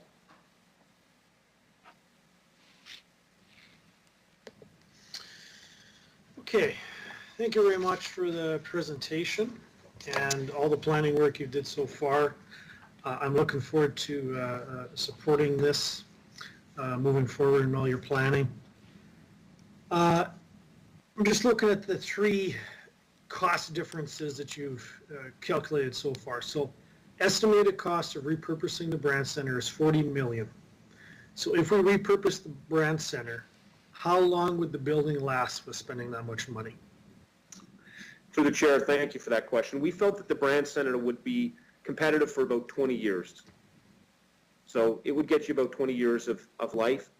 That being said, it would still be too small to attract some of the touring artists that are routing through Western Canada. I think it's really important to recognize that, you know, most of the entertainment that routes through Western Canada comes through Winnipeg, stops somewhere in Saskatchewan, and then plays Alberta, normally Calgary and Edmonton. In some ways, we've been quite fortunate as a facility that the Calgary Saddle Dome, from a rigging standpoint, has some limitations. And so a lot of time, the rigging load that tours through Western Canada is smaller than some of the U.S. shows. With the new event center being constructed in Calgary, I think that may change some of the requirements for facilities such as ours. And so there is some risk that we'll find ourselves too small very quickly within that next 20 years. Okay, makes sense to me. So that'd pretty much be a similar answer for spending what I read in your 220-page report. 8.719 million, including a new ice plant. That's without doing a major renovation. That's only going to last 20 years as well. Yes, sir, it would be. Okay. Now, 100 million new building to last 50 years, as the report says. Do you really realistically see us getting a professional lacrosse team as well? Yeah, through the chair. I certainly think, you know, I'll speak to this from a couple hats. Prior to coming here, I was in Edmonton and we ran Rexall Place, which was the home of well, now the Saskatchewan Rush, which used to be the Edmonton Rush. The only reason that one of the reasons that they transitioned to Saskatchewan was because they were competing with an NHL franchise. I actually think with a competitive building in a marketplace that drives entertainment success, there is genuine interest for a lacrosse franchise, another lacrosse franchise in this province. Right now the building is too small. So to your question, yes, I do believe there is an opportunity. I certainly believe that there is a market for it. We just don't have a venue that would meet the base requirements for the NLL. Okay, thank you very much. That's all I have. Thank you very much. Councilor Bresciani. Thank you to all of the work that your committee has done. Also to Tim and Wayne for the leadership here. I feel like we've been talking about this for quite some time now, the life of the Brown Center and really what, where is it at? So I just want to say thank you for this report and the huge amount of work. Do you know the cost that went in to do all of this work? Do you have an idea? Yeah. Here? So through the chair, I want to recognize the leadership commitment that we had around the table. So everybody that sat on this committee was a volunteer. So they were paid in soup and sandwiches, which was probably great value for money. We supported writing this document and the research of this document with the team here at Real. So that kept our costs relatively low. We did have design support. And so the total cost of this was about $50,000 of investment to do this work. Great. Well, thank you for this for the work that you've done. So just a couple questions in regards to what would be the impact? So when I looked at the risk that said the loss of tenants at the Brand Center, what do you see there then for if this move forward? What would be purpose of the Brand Center, and can you just respond to that to the chair? Absolutely. Through the chair, thank you for the question. I think our concern is that the Brand Center is becoming less and less competitive for our primary tenant in the Regina Pats. It just doesn't program the way a modern multi-purpose facility should, and it doesn't generate the revenue mix that they need. And so if we were to lose the Regina Pats, we would lose somewhere between 35 and 40 days of programming a year at 3,000 to 4,000 fans a night, which is significant. It would certainly change the operational effectiveness of the Brand Center. On top of that, we don't see the same yield from our major event. So when we host a concert, because we've all stood in the lines at concessions for the Brandt Center, those lines are long, they don't flow traffic well, and we can't turn product as quickly. So when we go to an intermission between concerts, we just can't move as much product as we would in a more competitive venue. So there is risk that we won't be competitive with WHL hockey, and there is risk that over time we'll become less and less competitive with concerts, even though we do a good job with it today. Okay, great. What about the time frame? If this is approved and moves forward, what do you see as the time frame moving forward for the next steps and phases? Through the chair. Thank you for the question. And through the chair, our belief is that we'll be back to council within 1 year with a detailed recommendation of how a Brandt Center should be replaced, where it should go, how it should be paid for, how it should be operated, and how it should be programmed. And so our request is that we have a year to come back to you, but not for just the next level of study, but for a recommendation on what we should do as a community to replace the Brandt Center, and a detailed report on where it should go and how we could pay for it. Okay. And so I just want to be clear. So with the Brandt Center now, the recommendation or the thought is to invest dollars into that to keep it. Is that part of it? And then move forward with the larger, the mid-size? Is that accurate, through the chair? Yes, through the chair, thank you for that. I think the recommendation is until we have a plan for a new Brandt Center, we should definitely make sure this one is sustained. I think we would be sensitive to the level of investment that we make in the next year. And we don't want to throw good money after bad or bad after good, however that works. But I think if we came back to council and the decision was let's extend the life of the Brandt Center for 5 years, then we should come up with a short-term maintenance plan. However, if the decision was let's invest quickly and build a new facility because funds became available, then I think we would minimize the investment of the Brandt Center and just dedicate those funds to a new operation. Great. The question is to be also competitive, I guess, with Saskatoon. And I just want you to elaborate on that. Like if we want to get some kind of the concerts and that kind of thing, can you just elaborate why we need to do this in view of what's happening in Saskatoon? Through the chair. Through the chair, it's a great question, and I'll probably do my best to simplify a very complex question. If you think of the size of a facility, you know, we've got 6,500 seats at the Brandt Center, and they've got 15,000 seats at SaskTel Center. At $100 a ticket, they can afford to bring Eric Church to their facility, and we simply can't. And so when we talk about Tier 1 concerts, right now they tend to go to Saskatoon, and we don't have the ability to host them. With that, all the dollars that leave Regina to go see those concerts go to their visitor economy. And so right now we're not competitive in those two spaces. Certainly they are suggesting they will build a more competitive facility. The proposal that's in front of you today is to have 10,000 seats, which would allow you to host Tier 1 entertainment and would allow you to compete with Saskatoon to maintain those valuable economic dollars in our community versus having them drive up the road. Great. What I noticed with the other the mid-size arenas, they all have like sponsors of names. So Save On Foods, Budweiser, Bell. Is that something that in this next year, or is that down the road? How would that sponsorship work into all of this? Through the chair. Through the chair, it's a great question. And really, I think that would be a decision for council to consider based on a recommendation likely from us. Right now, the naming rights that are on the Brandt Center go directly back to the operations of Real on an annual basis. So there's no different than the Affinity Plex or some of the cooperators facility that you see. Then those names on those buildings go back to the bottom line of Real to sustain operations. That being said, in many instances, building new facilities, they sign a fairly significant long-term sponsor, and those dollars go into the capital development of the building. So I think the option would be there, whether you use that investment, which I would assume would be significantly more valuable than it is today for capital, or you'd use it for long-term operating of the building. Okay.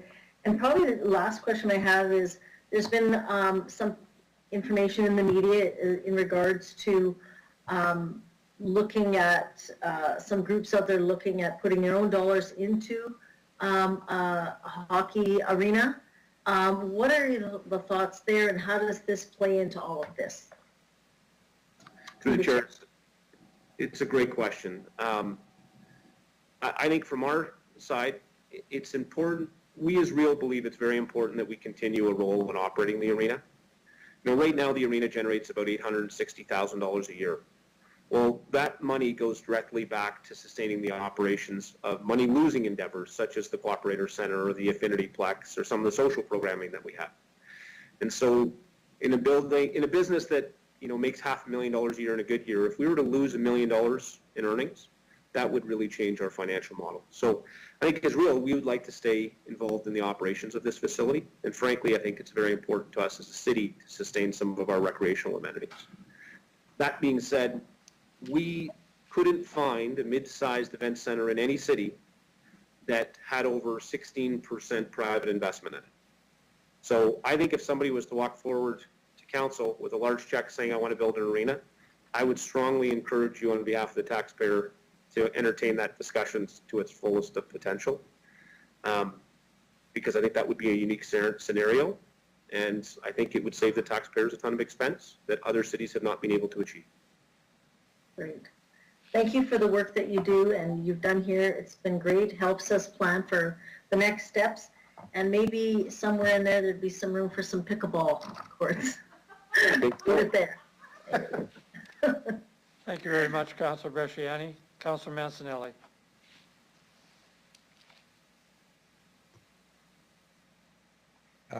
Thank you very much. I really appreciate the report, appreciate the information in it. I like the phased approach with mitigation measures for the meantime while you take on more information to come back to us.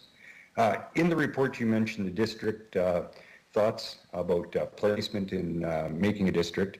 Of course, in the meantime, we've been approached by baseball interests about a field. Do you have any advice? Do you take any advice from different interests with the thought of districts as you're putting together placement of this proposed arena? Yeah, through the chair, that's a great question. I think, and I'll build off what Ms. Stevenson said relative to our experience with the Futures Committee. When you look at other communities, and we looked at a number of them in that report that we issued a couple years ago, it is really about activation of the site. And I can't minimize the value, and you hear us talk about it at Real often, about 365-day-a-year activation, or 3.7 million visitors, or how many people have gone through the vaccination clinic this month. Site activation is critical to community safety, it's critical to tax evaluations, and it's critical to commercial and private investment. What I will say is, when you consider the footprint of a facility such as the multi-purpose event center, it's a 5-6 acre footprint that you would need to deliver it, but it likely generates between 400,000 and 500,000 visitors to its destination. And so to your point, if you're looking to spur activation in a component of your city, and you have 6 acres, and you want 400,000 to 500,000 visits a year, you should definitely consider where it goes. That activation drives commercial investment, and in most districts that we have seen, the public investment is matched by private investment around it. So when you talk about plazas and hotels and restaurants and bars and pubs, although in many cases what we saw was the municipality invested heavily in the mid-sized multipurpose event center, that investment was paired by private investment around it to create the district. Hopefully that answered clearly. It does. I think for me it means a wait and hold period till I get some information back from the studies you guys are doing right now. A lot of stuff, a lot of interest on the table, and a lot of things mentioned, but you can only service one plan at a time. So appreciate all the information, what you gathered so far. Thank you, sir. Thank you very much, Councilor Mancinelli. Councilor Findera, if you don't ask about soccer, I will. I definitely will be asking for soccer, and I think they should be named after me. Just kidding.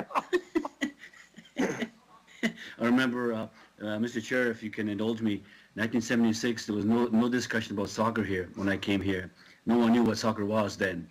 So I think the growth of our economy and our industry in the city and the vision has gone long ways. So my question is, the vision in 1970 was to build something for the next generation or two. Vision for the next 50 years to build something for the next generation or two is right now. The new arena is the thing. So just by question of all the consultations and all the reviews and papers and numbers, in your opinion, I mean, I'm just going to give you, it's a hard, in your opinion, 40 million, 5 million, 10, we are nickeling and diming ourselves to nowhere. To me, the vision is the new, it's needed in the sense of where you have described you can attract things here because of this. So my question is, as you coming to us, will you be coming in with a firm recommendation one way or the other, or you leave it up to council? To you, Mr. Chair. Through the chair, thank you for the question. Our intent would be to come back with a very firm recommendation for the location, the schematics, the design, the cost, and the operating model for a new multi-purpose event center 1 year from essentially today. Perfect. So question to you, Mr. Chair. This facility will be able to host indoor soccer, Mr. Chair? Through the chair, it will. The challenge with it is most of these facilities are built off an arena size that is 200 by 85. With that being said, and through the chair, I think there is an incredibly valuable opportunity relative to repurposing the Brandt Center. The Brandt Center would cost $75 million to rebuild today, but with minimal investment, as you'll see in the document, we could create 40,000 square feet of multi-purpose space, whether that's arenas or soccers or riding arenas for equestrian. There is a great opportunity in building a new replacement for the Brandt Center that we still can offer great value for the money on rebuilding the current Brandt Center for future use. In addition to that, and just to add to your comment relative to soccer, I think we as Real have a very exciting announcement with soccer planned on April the 27th, which should talk about the next 25 years of soccer in our community and on campus. Thank you, Mr. Chair. So there you go. You'll hear something about soccer. And so then my next question on that aspect. So you mentioned about repurposing Brandt Center. So so the minimum cost to run the Brandt Center without the chillers, without the ice and all that would be, what would you kind of guesstimate what the cost would be per year to continue going with the structurally, how sound it is and all that, structurally sound? The seating it's good for what we need to use. What would the cost be for that? Yeah, and through the chair, I think it's probably valuable to recognize that in the document we highlight it would be incredibly inefficient to use the Brandt Center in its existing form because it's all built around a hockey arena. That being said, with a fairly minimal investment, it could either become twin arenas or a large indoor soccer facility. And so that investment was somewhere between $4 and $11 million, which would be about 30% of costing developing a new facility. Just trying to find exactly what page that was on so that I could share it with you. I'll share it prior to stepping off. But okay. There is a recommendation in there of how you could approach it. And on page 96 of the document, there's some fairly good thought in how it could be used for multi-purpose event space or how it could be shown as repurposing. So to your comment and through the chair, and also to Councillor Shaw's previous comment, there is a model on page kind of 95, 96, 97, 98 that talks about both multi-purpose recreation as well as walking tracks. That's good.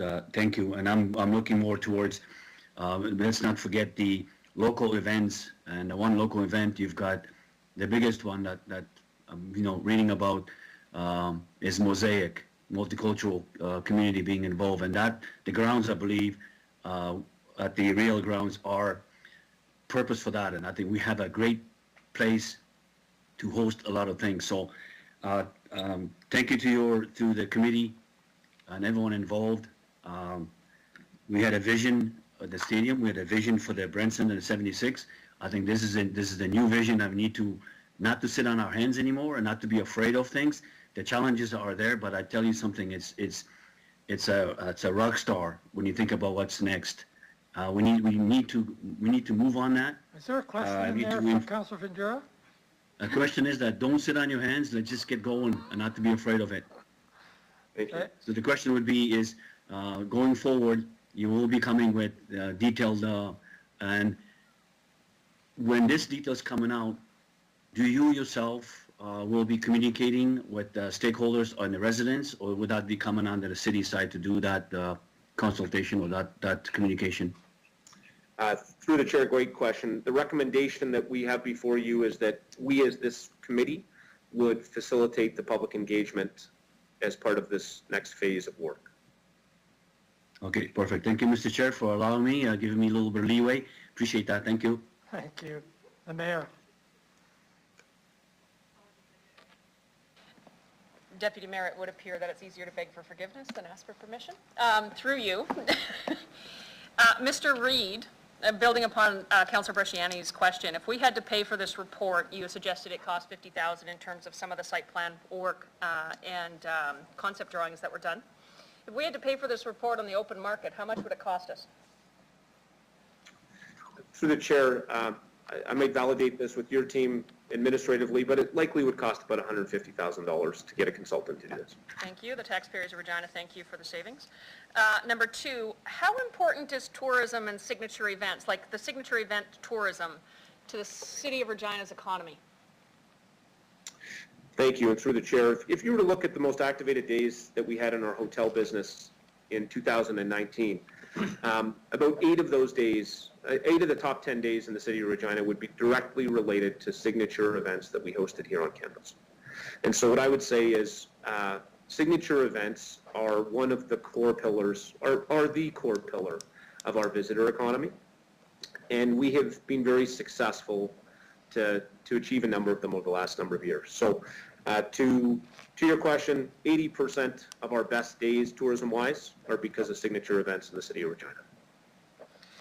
Building upon that then, in terms of the Cooperator Center, we've had this discussion before in terms of how that activates, because we focus on the signature events. How important is just sporting events or cultural events or just events that are being held on the economy here? I'll speak specifically to the Cooperator Center, but I'll also highlight our opportunities around the Affinity Plex. Right now, the Cooperator Center is great. And in 2019, and we believe this will recover quickly, the Cooperator Center hosted 55 hockey tournaments. With 6 arenas, that allows us to host about 8 teams in every hockey tournament. So 6 times 8 gives you the math. Most teams travel with somewhere around 20 team members, and all of them take nights in hotels and restaurants. And so our greatest limitation is we actually don't have the ability to take on any more hockey tournaments at the Cooperator Center because on the weekends where we have ice, we're full. There is an opportunity, and we've talked about this with your administration a number of times, that if there was desire to build new recreational facilities, and you'll see that as one of the recommendations about repurposing the Brandt Center, if we could add 2 more arenas to the existing infrastructure when it was needed, it would allow us to take the existing tournaments that we have and make them bigger. That would be another 16 hockey clubs with 20 players on a club, filling hotels and filling restaurants. So recreational tourism is very important, but we're somewhat full right now with the assets that we have. Thank you for a good answer to a poorly worded question. Through you again, Deputy Mayor. You spoke about the word activation, and I know you've done some work on this as it relates to recreational facilities. Could you possibly share with Council a little bit of the work around activation? It's going to lead into my last question. And through the chair, I think certainly having the opportunity to be involved in a number of recreation and sport facilities across Canada, I think what we spend a lot of time on at REAL and what I believe in is that activation and visitation is critical. It provides safety elements, it provides eyes on the street, it provides economic opportunity for private investment, and it provides basically enhanced quality of life. So every facility has an activation model. We could talk about a simple community arena is going to generate 80,000 visits. A soccer pitch is going to generate 100, aquatic center is probably going to generate 200,000. So when we talk about the value of an event center, such as what's being proposed today, it might be the strongest level of activation that you're going to see of any catalyst amenity, which is why the concept of, frankly, downtown arenas across Canada and North America are such heated topics, but such opportune ones in the concept of city building as well. Thank you. Through you, Deputy Mayor, my last questions news story yesterday about a proposed ball diamond. You know the City of Regina is working on an aquatic center. The library was built about the same time as everything else as it relates to these amenities. And now we're talking about a multi-purpose event center. How do you propose to plan for an arena location in isolation of the other things that are going on in our city? Through the chair, it's a great question, and I think we would be remiss as a committee, and frankly, I think we would be deficient as a city if we didn't consider the greater impact of all catalyst projects. So just to your question, looking at a mid-sized event center in isolation of other potential catalyst projects within the city of Regina would just be poor practice, in my opinion. Thank you. Thank you very much. I see no other questions from committee members. I have a couple myself. First of all, the second phase, who pays for it? How much will it cost? Other way around, I guess. Thank you, Mr. Chair. Our belief is it will cost roughly the same as the first phase, just because there was so much work done. And the proposal right now is that Rio would pay for that. Thank you very much. Some more soup and sandwiches. I appreciate the volunteer effort as well. The second question relates to the consultation process. I'm wondering if you can give me any details on what the scope of that consultation will be. For example, will it ask the question of the public whether or not there should be a new arena built? And what the method of the consultation would be. The city has detailed consultation plans on other projects. Consultation with the public is an engaged subject right now. I'm just wondering if you can fill in some of those blanks on public consultation. Wonderful question, and thank you, Mr. Chair. In response to that, I would reference the process that we administered for Evraz Place 2.0. As real, our general approach to public consultation has three key phases. One is public survey and engagement, which just allows everybody to participate in mass volume. Open house meetings in various communities across the city, so they wouldn't only be in one location, but they would be across the city. And then a series of key stakeholder meetings. And so our proposal would be that would be those would be the three prongs of public consultation. Last time we did that, we had over 6,000 people participate, and one of the results of that work was, what are you going to do with the Brandt Center, which is why we're here today. So without question, public consultation is important to us. I think we would follow a similar process, pending committee approval to what we did for the Evraz Place 2.0 study. And without question, I think that conversation about, do we need a new Brandt Center? How do you pay for a new Brandt Center? And some of those foundational items need to be part of that engagement process. That's a very reassuring answer. Thank you very much.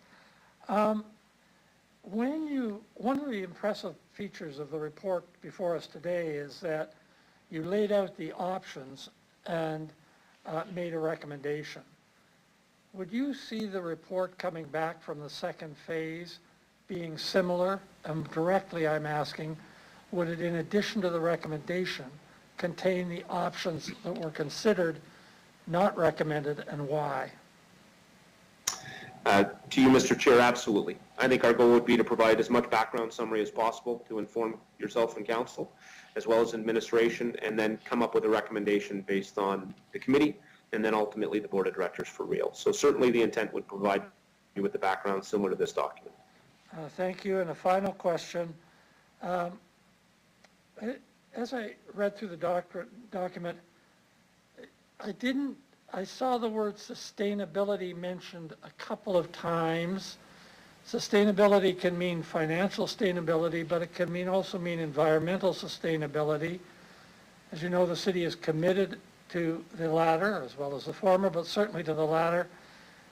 do you imagine that any recommendation coming out of this will be sensitive to issues of environmental sustainability as it relates to the provision of building and services? Thank you, Mr. Chair, and a great question. I think it's actually a timely one. For anybody that's a hockey fan and is aware of the new facility that's being built in Seattle for the future home of the Kraken, it will change the entertainment landscape.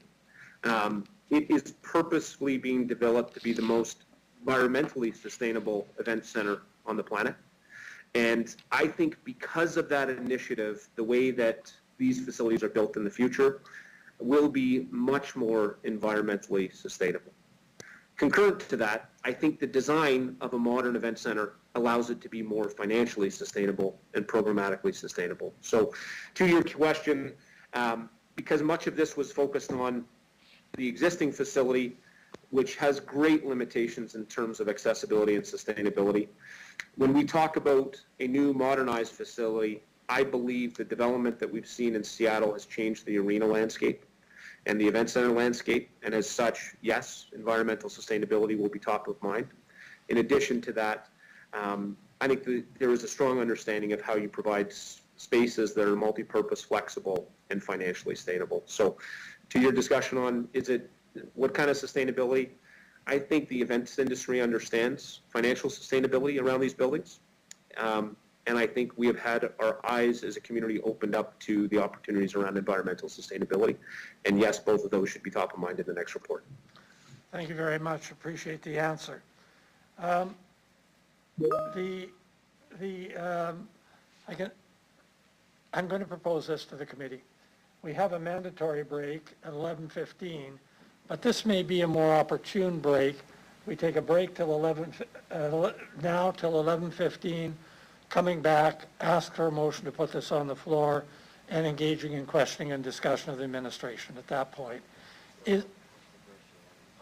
Councilor Bresciani just popped on, so just before I get to her, does that meet with the committee's approval?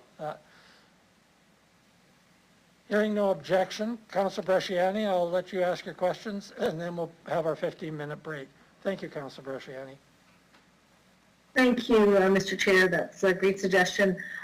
Just one more question that after Mayor Masters had asked the question in looking at all the different aquatic center, the new library, we've got the request for the ball diamond. So will there be something in this report, because it is vitally important when we look at the location, will there be something in this report indicating the impacts, but also the location site suggestions for that? Or is that going to come at another time? What are your thoughts on that through the chair? And through the chair, so right now the mandate of this discussion is specific to a multi-purpose event center. And I think we have a strong understanding of how the programs, how it operates, and I think we'll be able to have a strong understanding of where it goes.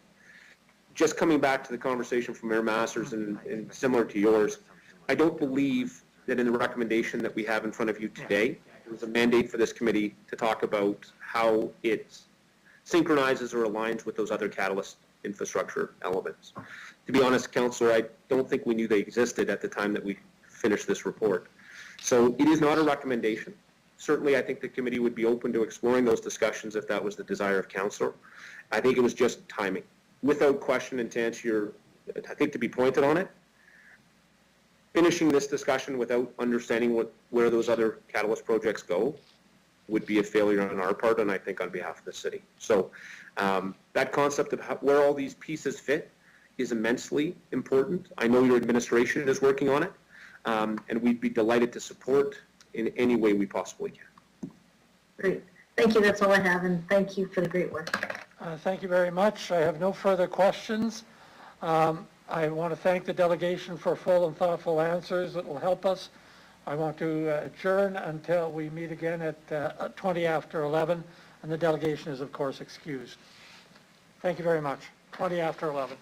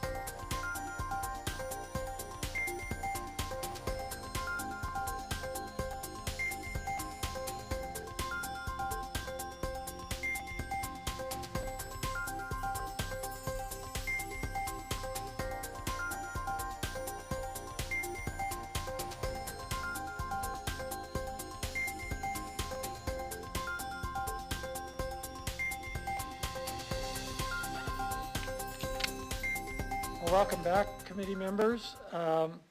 We now proceed to our questioning of administration and making of comments under EX 21-28. I do not believe I have a motion, though, putting this on the floor yet. So could I have a motion from Council? For sure. Thank you very much, Councillor Shaw. And I want to just begin by asking the city manager whether he has any introductory remarks. So thank you, Mr. Chair.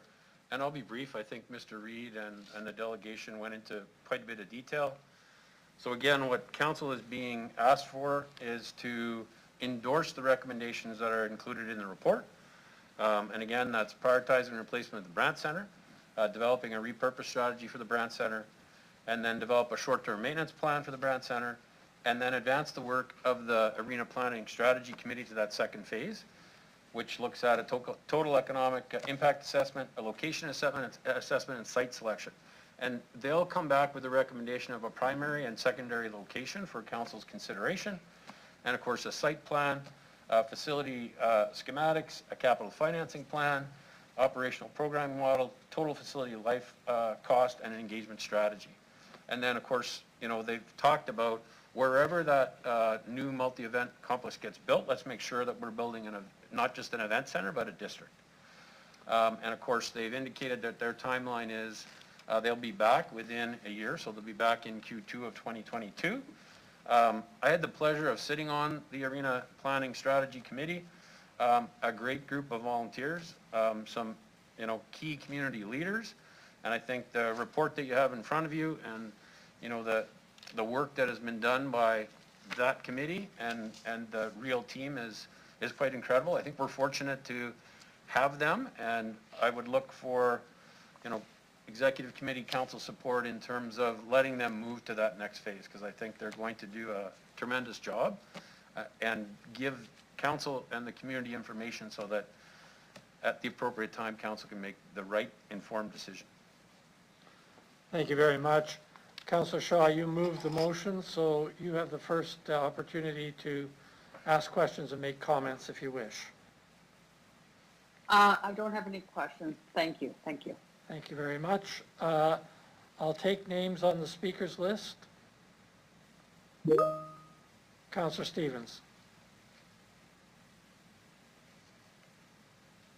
Thank you. Through the chair, I support this going ahead, I guess with a couple of remarks and caveats. I think this is looking to the future. The Brandt Centre 2.0 and other work that REAL has done has my support. But I just want to be clear at this stage that I am not agreeing either in principle or in terms of how I cast my vote to investing in a new facility. I want to see the results of this planning strategy. I also appreciate that this is a planning strategy that looks at the placement of it, the district model. That certainly has my support in principle as well. To administration, and Councillor Bresciani had mentioned this, and I think it's actually of utmost importance, is that as this project leaves the station, we need to see and commit to a list of capital projects that align with already existing strategies. So I'm thinking of the new aquatic facility that the mayor had mentioned, which is already ranked as our #1 recreation amenity priority. The library is on the list there somewhere as well. And I think it's important to acknowledge there isn't an infinite amount of public money out there for us to access. So we'll need to make that priority list in advance of putting requests into either the feds or the provincial government, also recognizing that the amount of sponsorship dollars out there are equally finite. So right now I'm at a baseline no when it comes to approving funding until council has received a comprehensive list of capital projects and where they fit into a respective master plan. The final point I'll say is as we advance this 2.0 strategy, I think the public consultation should also ask and mention the financing component and whether or not the public would tolerate additional dedicated mill rate increases to pay for a facility like what was done for Mosaic. So again, I want to see this go ahead. I think there's a lot of work done. It's incredible. I have a lot of trust in that team, and certainly it's a bargain considering the alternative costs. So thank you very much for bringing this forward. Thank you very much, Councillor Stevens.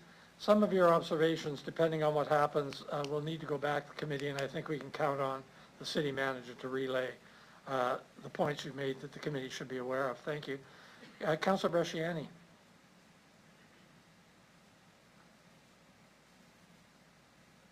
Thank you, Mr. Deputy Mayor. So I absolutely appreciate the work and the effort. I think last term we constantly, I think we're asking and heard that the Brand Center was needed some work, and they weren't sure to invest a whole bunch of dollars and then but then maybe look for a relocation. So we needed this document. I do support it moving forward because I think that is again the whole piece of the puzzle. The only thing that I would like to see, and I think it would be vital, that we actually add an amendment there, and I think Amber, I don't know if you have it, but I would just like, I do think that we need to, and as Councillor Stevens indicated, this is a planning strategy. I think it's vitally important that we add in, a recommendation that that there would be this committee, which would be the same committee with Real and the existing committee, that the Arena Planning Strategy Committee consider the location for the major facilities, such as the pool, the multi-purpose event center, the Ball Diamond, and the library. I think that is a huge piece of this puzzle that needs to be a piece of the work that's done. So I think that if we're going to plan, let's do the big plan. So I think then it's vitally important too, so residents understand all of the other projects or capital projects that are being considered, and that they would be, in the plan at least for a location or an area at that time. So I think that's one that I'd like to bring forward. Thank you, Councillor Bresciani. You've moved an amendment. It appears on the board. It's relatively clear. You've spoken to the amendment. I'd like to invite committee members to speak to the amendment now, and you have 3 minutes to do so. Any speakers to the amendment?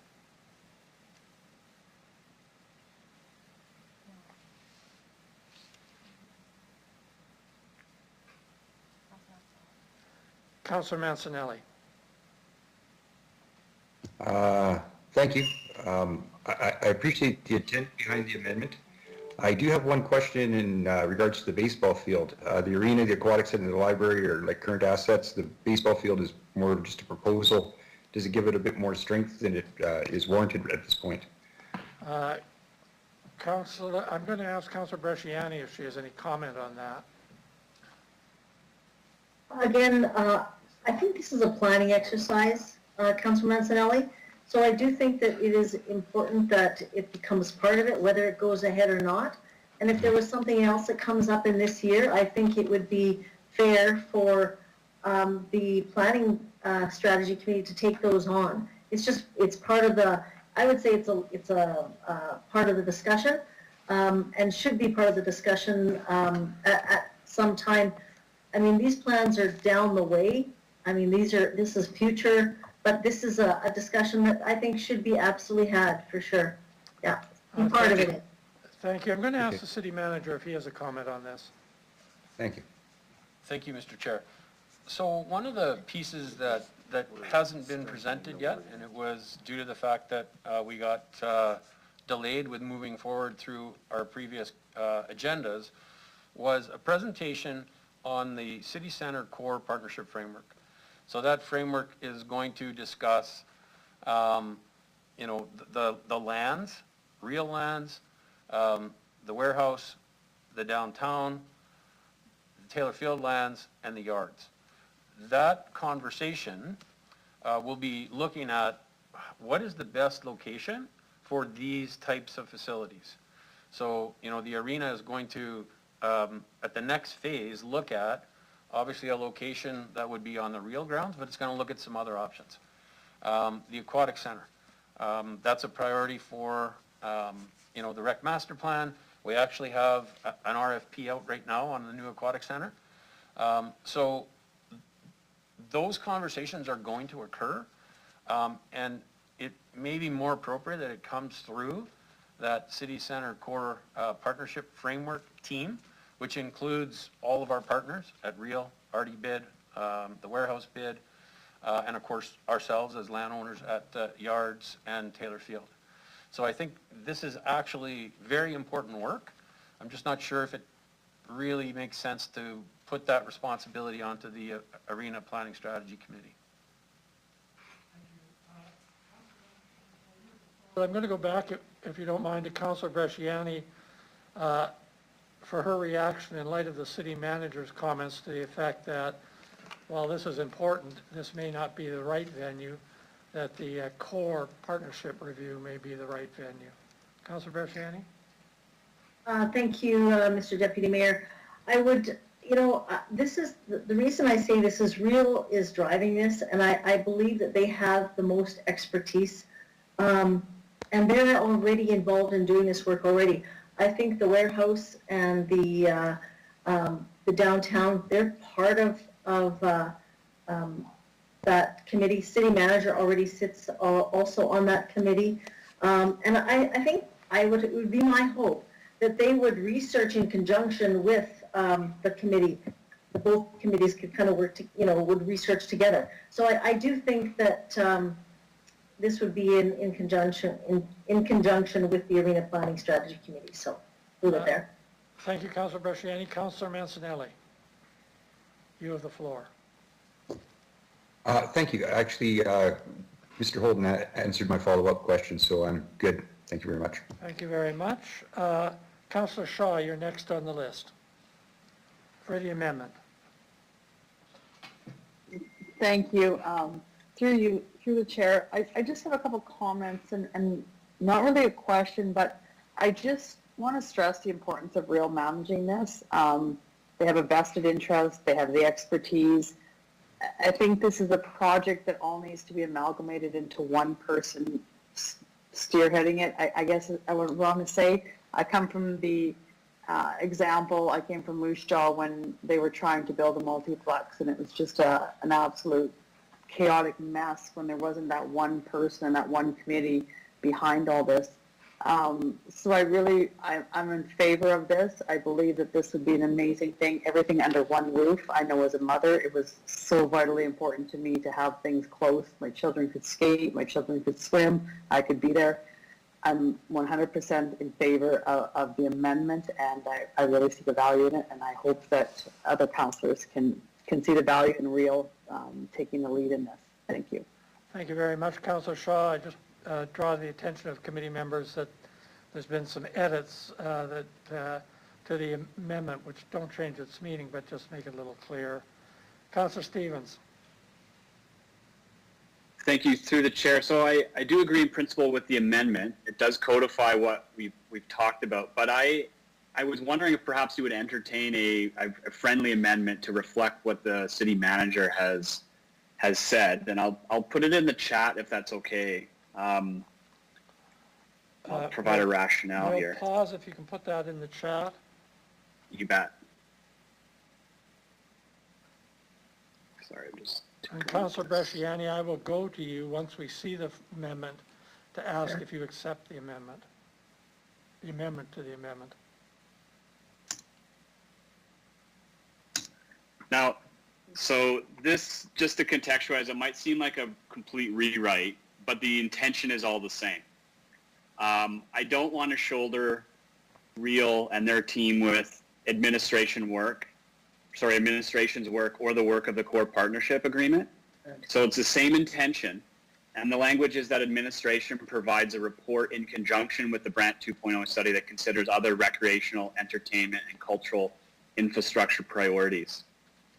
The reason I've worded it there is because it's more encompassing. Also, right now, there is no ball diamond proposal, to be honest with you. We've had a private company put together a private proposal.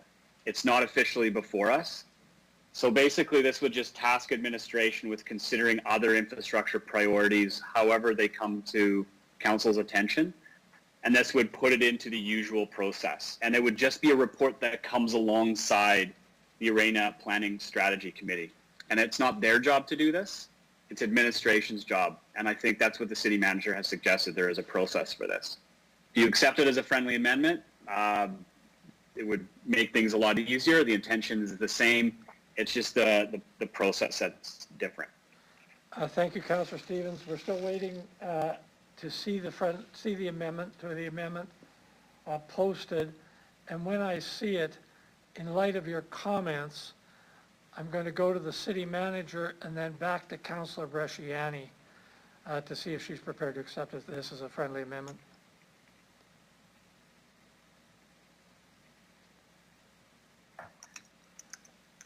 So the friendly amendment, the amendment to the amendment reads that administration provides a report in conjunction with the Brant 2.0 study that considers other recreational entertainment and cultural infrastructure priorities. City manager, do you have any comments on this?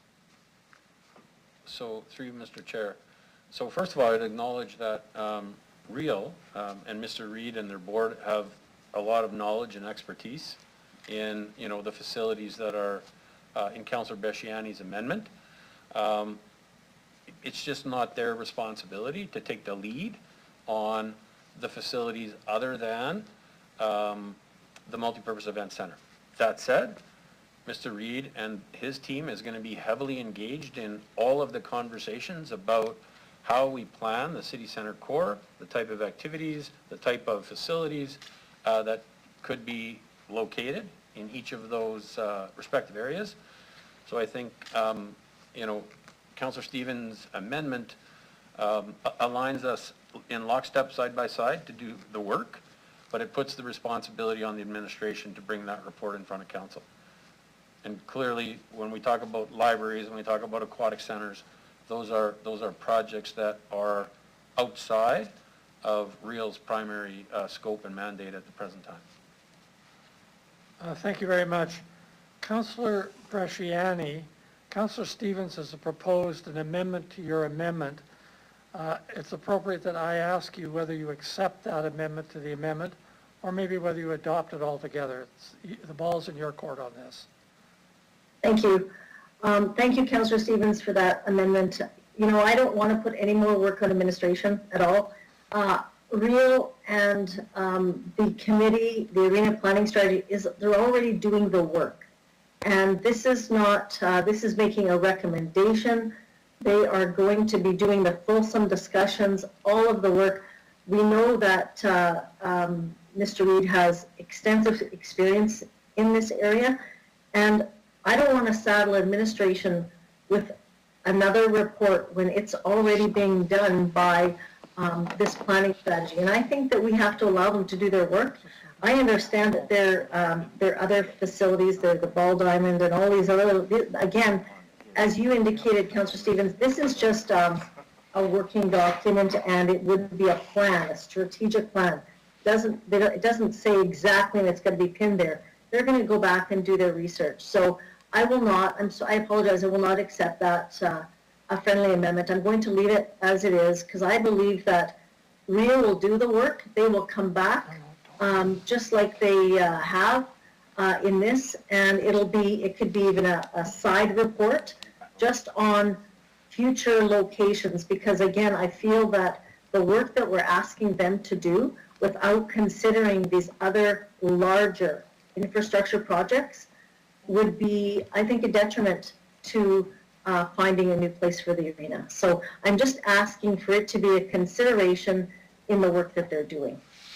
And just last point, our city manager sits on there as well, so he will be part of those discussions. That's all I have. Thank you very much, Councillor Bresciani. The proper order for procedure here is to have Councillor Stevens move his amendment to the amendment. Discussion, if any. We vote on Councillor Stevens' amendment to the amendment, and then we come back, Councillor Bresciani, to your amendment. Everybody clear on that? So is there any further discussion on Councillor Stevens' amendment to the amendment? Hearing none, I'm going to ask the clerk. Actually, I may have one person. Councillor Stadnichuk.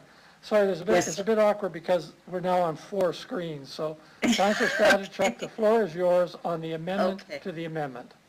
I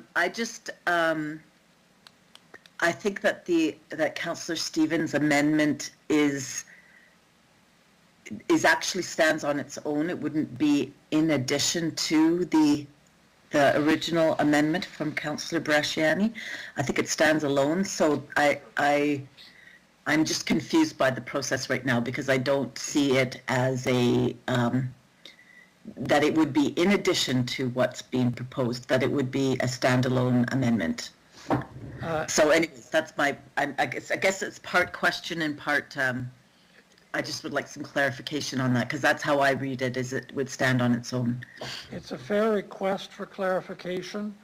The answer is partly dictated by the order in which this arose. Because Councillor Stevens moved it as an amendment to an amendment, we have to consider it first. It could have, I suppose, come up in another way, but this is the order in which it arose, so this is the order in which it has to be dealt with. Any further? No, all right, that's fine. Thank you. The clerk on the amendment to the amendment. Thank you, Deputy Mayor. I will begin with Councillor Stevens in this regard, please. In favor. Councillor Stadnichuk. In favor. Councillor Bresciani. Opposed. Councillor Findura. Opposed. Councillor LeBlanc. Opposed. Councillor Shaw. Opposed. Councillor Mancinelli. In favor. Councillor Mole. In favor. Mayor Masters. Opposed. Deputy Mayor Hawkins. In favor. It's a tie vote at 5-5. Deputy Mayor, the amendment to the amendment is deemed to have been lost. Thank you very much, Clerk. We'll go back to Councillor Bresciani's amendment. I'll take speakers on the amendment.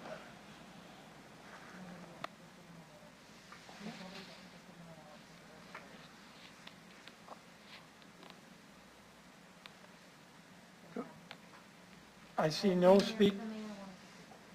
The mayor, I'm sorry. Go ahead. That's okay, I have a different form of communicating with you.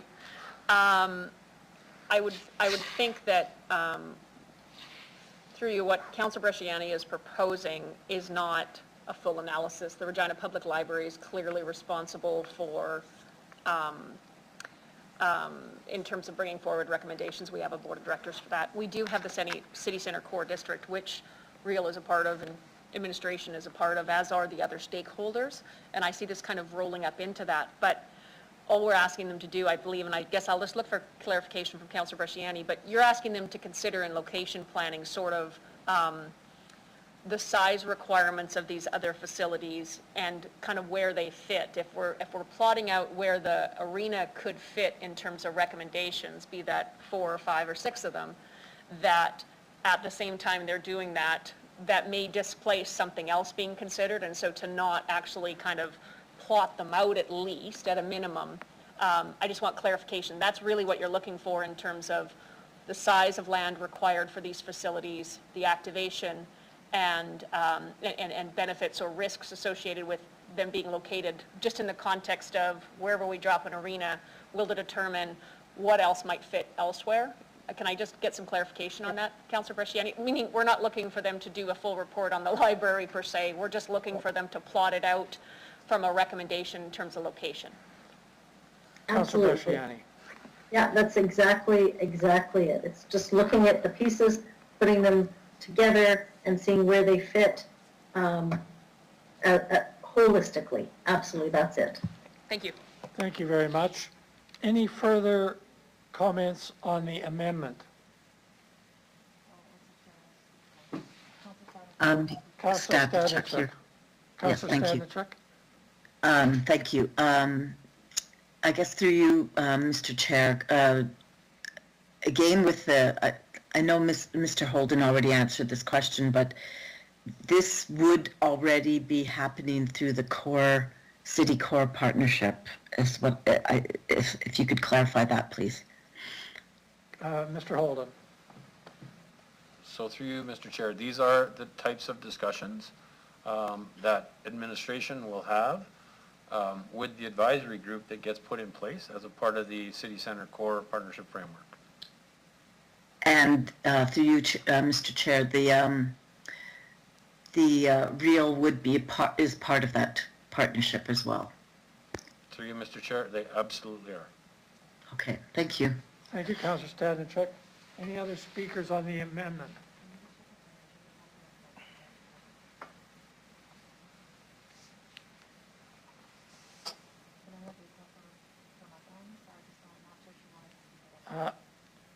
Madam Mayor, this may be a problem with lights. Do you wish to speak?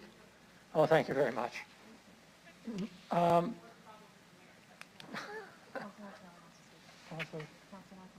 Councillor Mancinelli. Thanks. I really appreciate the intention of the amendment and to stop the whole idea of working in silos.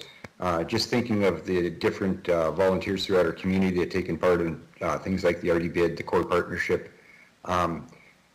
These problems are being worked on and the information being shared, and Mr. Reid being part of it as well as Mr. Holden. I just don't see the amendment as necessary, and I think it kind of takes things out of phase for what's been put in progress already, so I can't support it, and I just thought I should voice that. Thanks. Thank you very much, Councillor Mancinelli. I'll ask another time, are there any other speakers to the amendment? No, there are not. Councillor Bresciani, would you like to close on the amendment that you've proposed? Yes, I would. Thank you.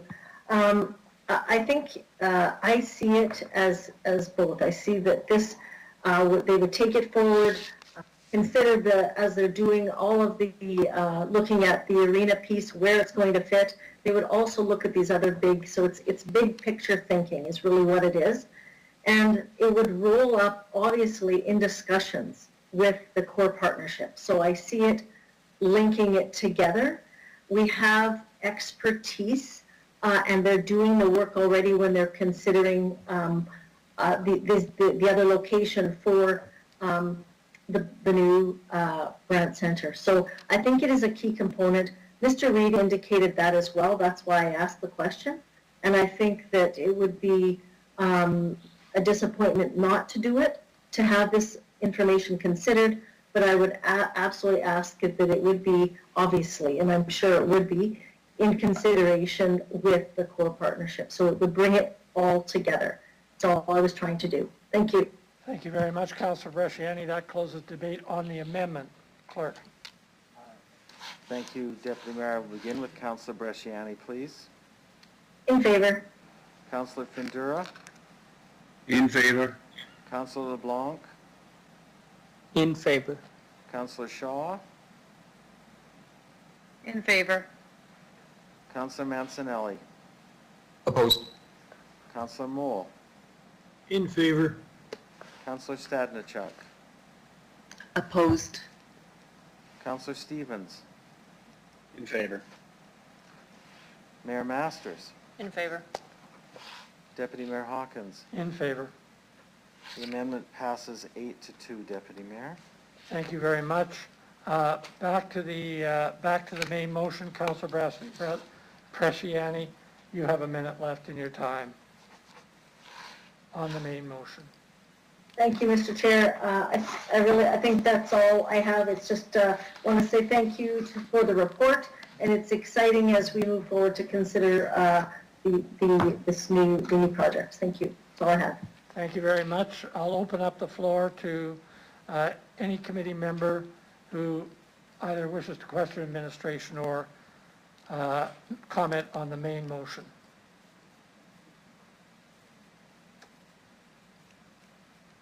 I'm seeing no one on the main motion. Councillor Shaw. Councillor Shaw, you moved the main motion. Do you have anything you'd like to add in closing? Sorry. Yes, I do. I just want to add the comment that this is an exciting time for Regina. It's an exciting time to to bring everything together, to build something amazing together, and I am so looking forward to this. So thank you. Thank you very much, Councillor Shaw. The debate is closed. Mr. Clerk, can I ask you to call the roll on the main motion? Thank you, Councillor. As amended, the main motion as Thank amended. you, Deputy Mayor. I will begin with Councillor Shaw, please. In favor. Councillor Mancinelli. In favor. Councillor Moule.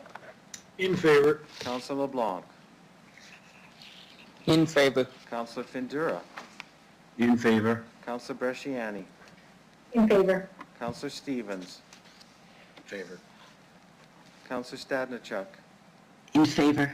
Mayor Masters. In favor. Deputy Mayor Hawkins. In favor. Carries 10-0, Deputy Mayor. Thank you very much. We'll move to EX 21-29, and we'll divide this into two parts.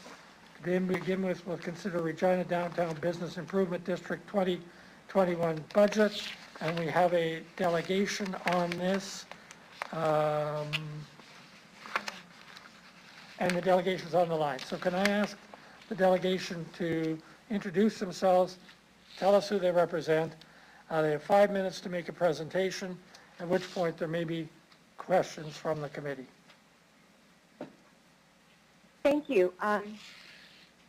Good morning, or almost afternoon. I'm Deputy Mayor Hawkins and City Council. My name is Judith Barasek, and I'm Executive Director with the Regina Downtown Business Improvement District. And I'm here on behalf of the Regina Downtown Board of Directors. Thank you for the opportunity to present our proposed budget for 2021. The COVID-19 pandemic has had an unprecedented impact on downtown Regina and on our members. Our mission is to act on behalf of our members to favorably position downtown as a unique, attractive, and desirable neighborhood for businesses, residents, and visitors. COVID-19 does not change this mission. Our organization is needed now more than ever to support our members through this crisis and advocate on their behalf as we continue through this recovery phase. The 2021 Regina Downtown budget before you was based on the assumption that the majority of the population will be vaccinated by September 2021 and that workplace occupancy will begin to normalize by Q3 2021. Due to COVID-19, many nonprofit and service organizations have had to adjust their operations and introduce new programs. Regina Downtown is no different. The completion of some of our planned projects, events, and programs will depend on ever-changing COVID-19 economic landscape. Depending on the impact of the variants of concern, the rate of vaccination, and the state of consumer confidence, we anticipate having to be as flexible as possible with our programs to ensure we are providing the needed support to our members while operating in a safe manner. Our board is aware of the continued impact of COVID-19 on our members and will continue to adjust our programs to best support business recovery in downtown Regina.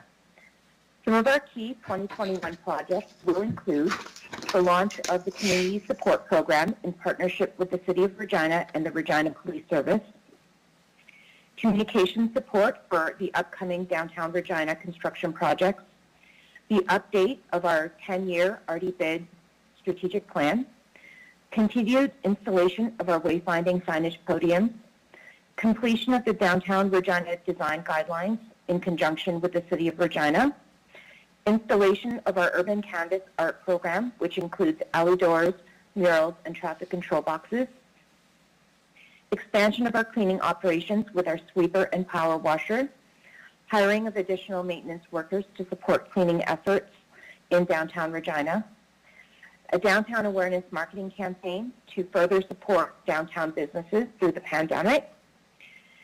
When public health restrictions allow, we hope to also produce scaled-down socially distant programs such as our Cinema Under the Stars concert series and Summer in the Square programming. Regina Downtown's proposed operating budget for 2021 is estimated to be $1.5 million. Of that amount, $1.125 million would be fully funded by the Regina Downtown commercial property owners through the bid levy. The remaining $380,000 would be funded through grants and sponsorships. The change in mill rate from 0.5997 in 2020 to 0.7233 in 2021 is actually revenue neutral due to the impact of revaluation. In closing, Regina Downtown respectfully requests a mill rate in the amount of 0.7233 for 2021 be approved, and that a provision for assessment appeals in the amount of $40,000 be allocated. We also request that the revenue, expenditure, and transfers outlined in the 2021 budget submission before you be approved. Thank you, and I'm happy to answer any questions. Thank you very much, Ms. Versick. Questions for Ms. Versick from committee members? Councillor Stevens. Thank you. Judith, just one question. I can't see this in the budget. I know you've been working on a community support unit / a community policing unit in the downtown. Is that in the budget here, or would that be a separate item? Ms. Versick. Through you to the chair, yes, that is in our budget under special projects placemaking. We are very excited to let you know that we will be announcing the launch of the program on April 14th. We have worked with the city and the steering committee to hire our community support program supervisor, and they will be starting in, I believe, 3 weeks. So yes, that program is well underway, and we're hoping to have folks on the street by June 1. Perfect. Thank you so much. Thank you. Other questions for Ms. Versick? Any other questions? Seeing none.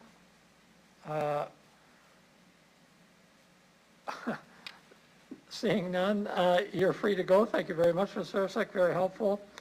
And Thank you so much. I will call on a member of the committee to move the recommendation. I'll do so, Andrew. Thank you very much, Councillor Stevens. And the administration, Ms. Bisdell, would you like to introduce this? Okay. Through you, Mr. Chair.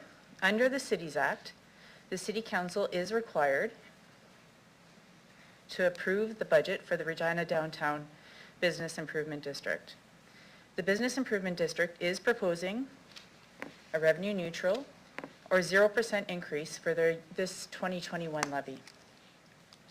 As 2020 was a revaluation year, the levy mill rates have changed, but do not reflect a change in revenue for the bid. Before you, for your approval, is a 2021 budget for Regina Downtown with a board-approved mill rate of 0.72325. As Ms. Versick has explained, the budget of the bid was developed with a focus on recovery out of the COVID-19 pandemic. Any questions? Thank you very much.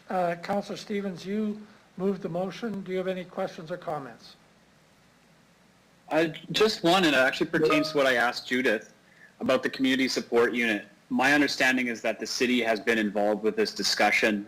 Is that true? And perhaps you could comment a little bit more on what that program entails.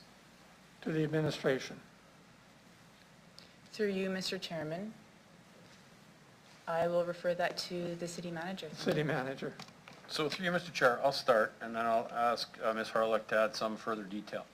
So this is a program that started with a discussion with the chief of police and myself, with a number of their board members, really talking about, safety and security in our downtown, some of the challenges that have been added, through the pandemic, in terms of some of the activity downtown that is, I'll say, less than desirable.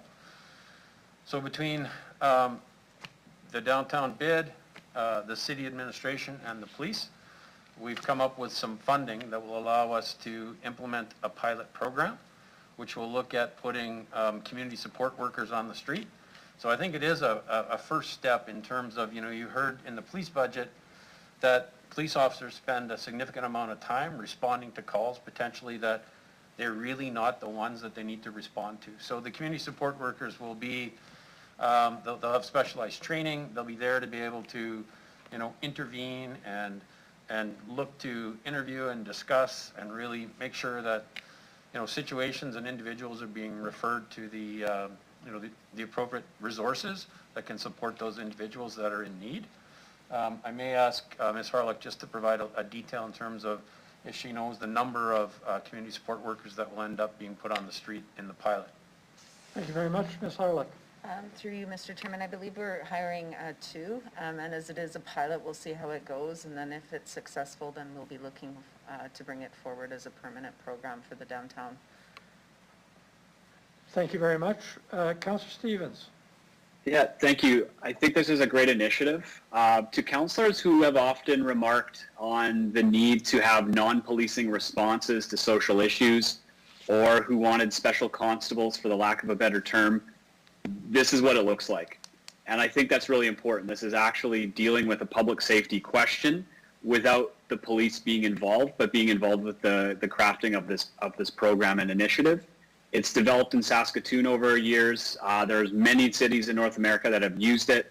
And ideally what they will do is not address every social issue as a criminal matter, but actually defer individuals in need or in crisis to the appropriate supports, as well as dealing with the public safety question. So I think this is a great initiative, and I'm glad to see it in the budget. Thank you very much. Ms. Harlock, you wanted to add something? I apologize, I misspoke. It's 6 people that we're hiring for this pilot. Pardon me. Thank you very much. Other comments?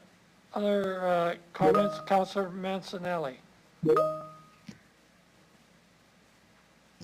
Councillor Mancinelli? Thank you.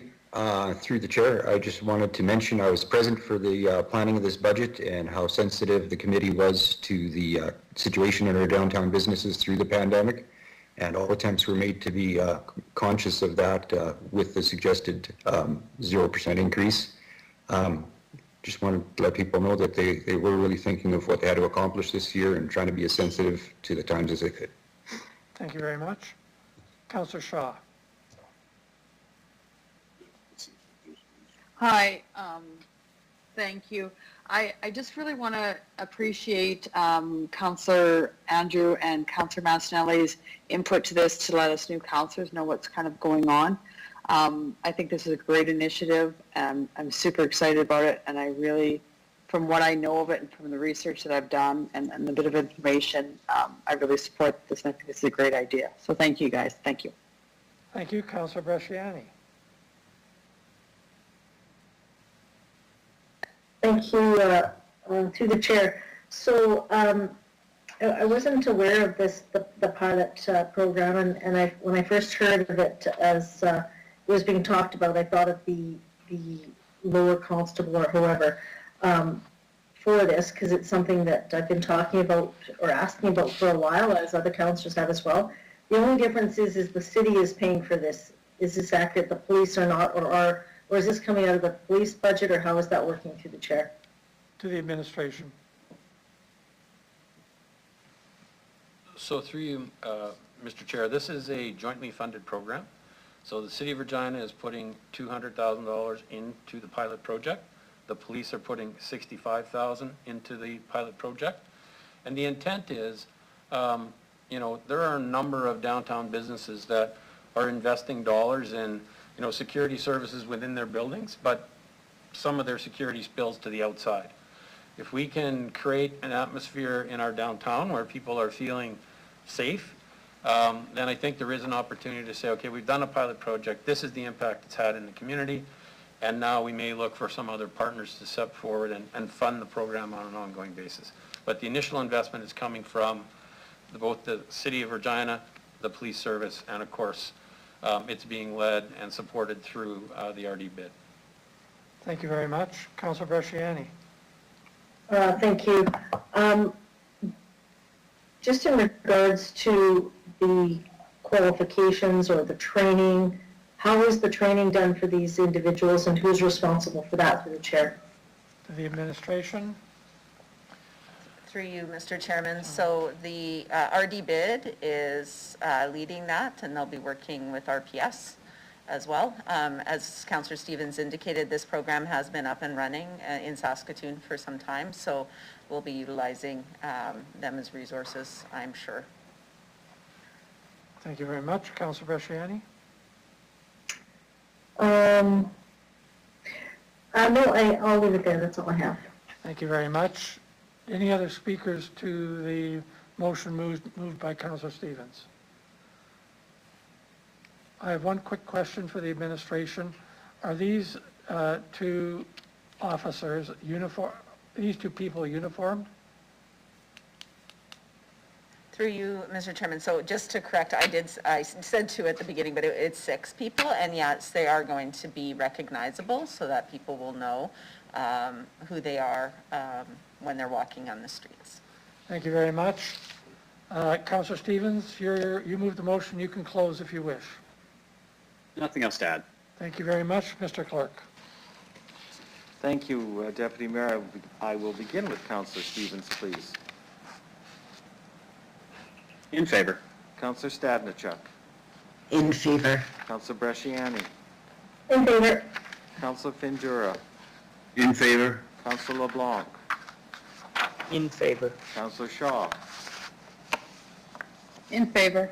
Councillor Mancinelli. In favor. Councillor Moore. In favor. Mayor Masters. In favor.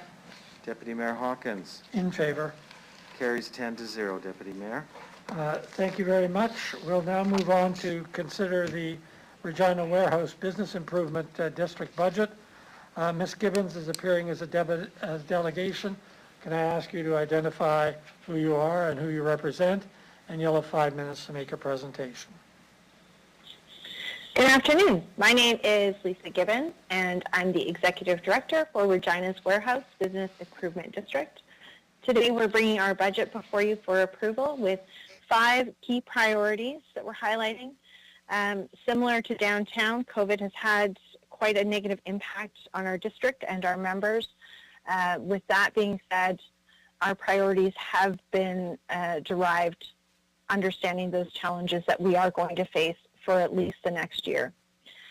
Our key priorities include the yards and the development on that site, Sydney Avenue, business recovery, as well as marketing.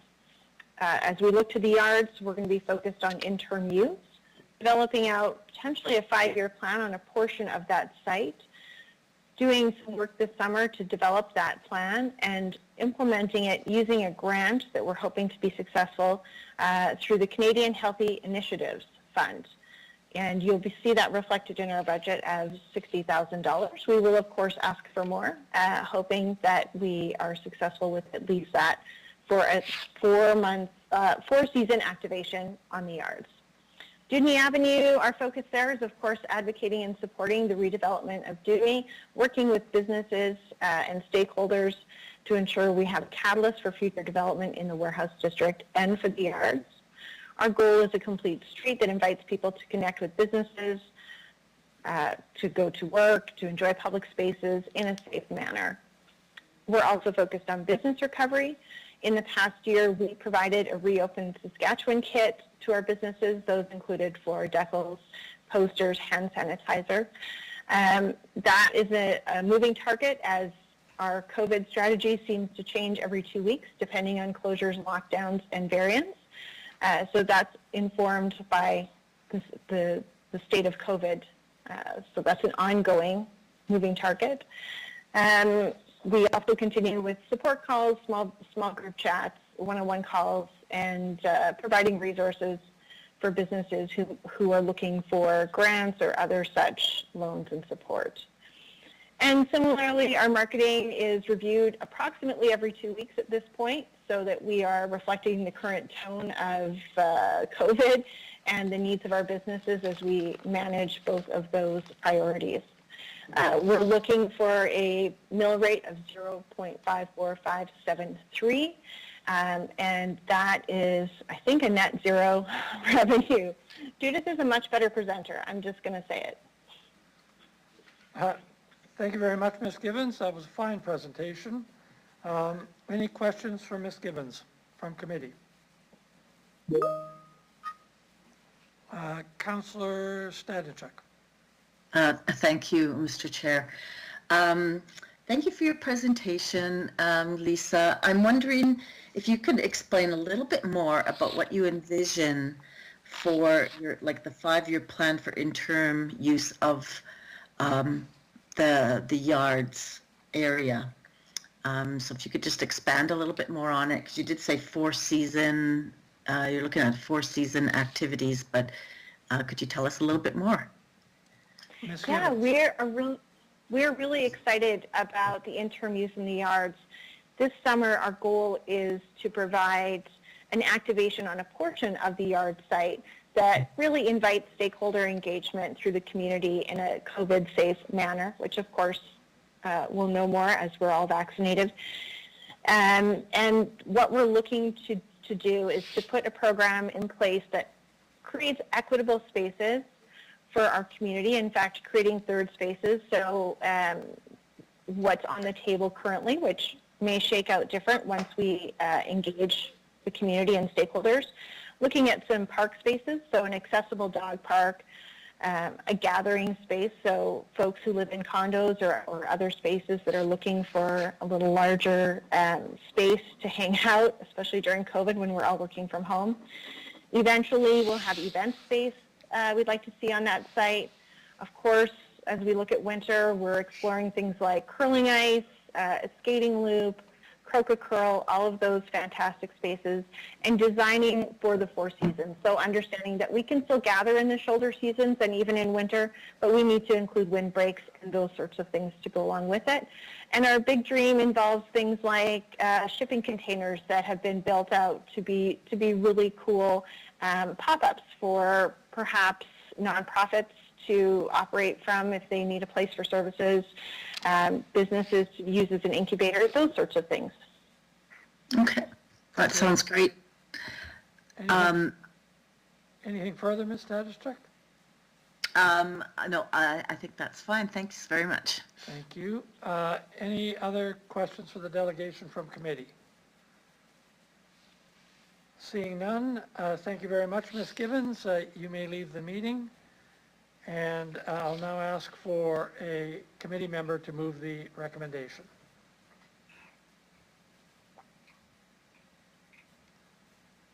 I'll move, Andrew. Thank you very much, Councillor Stevens.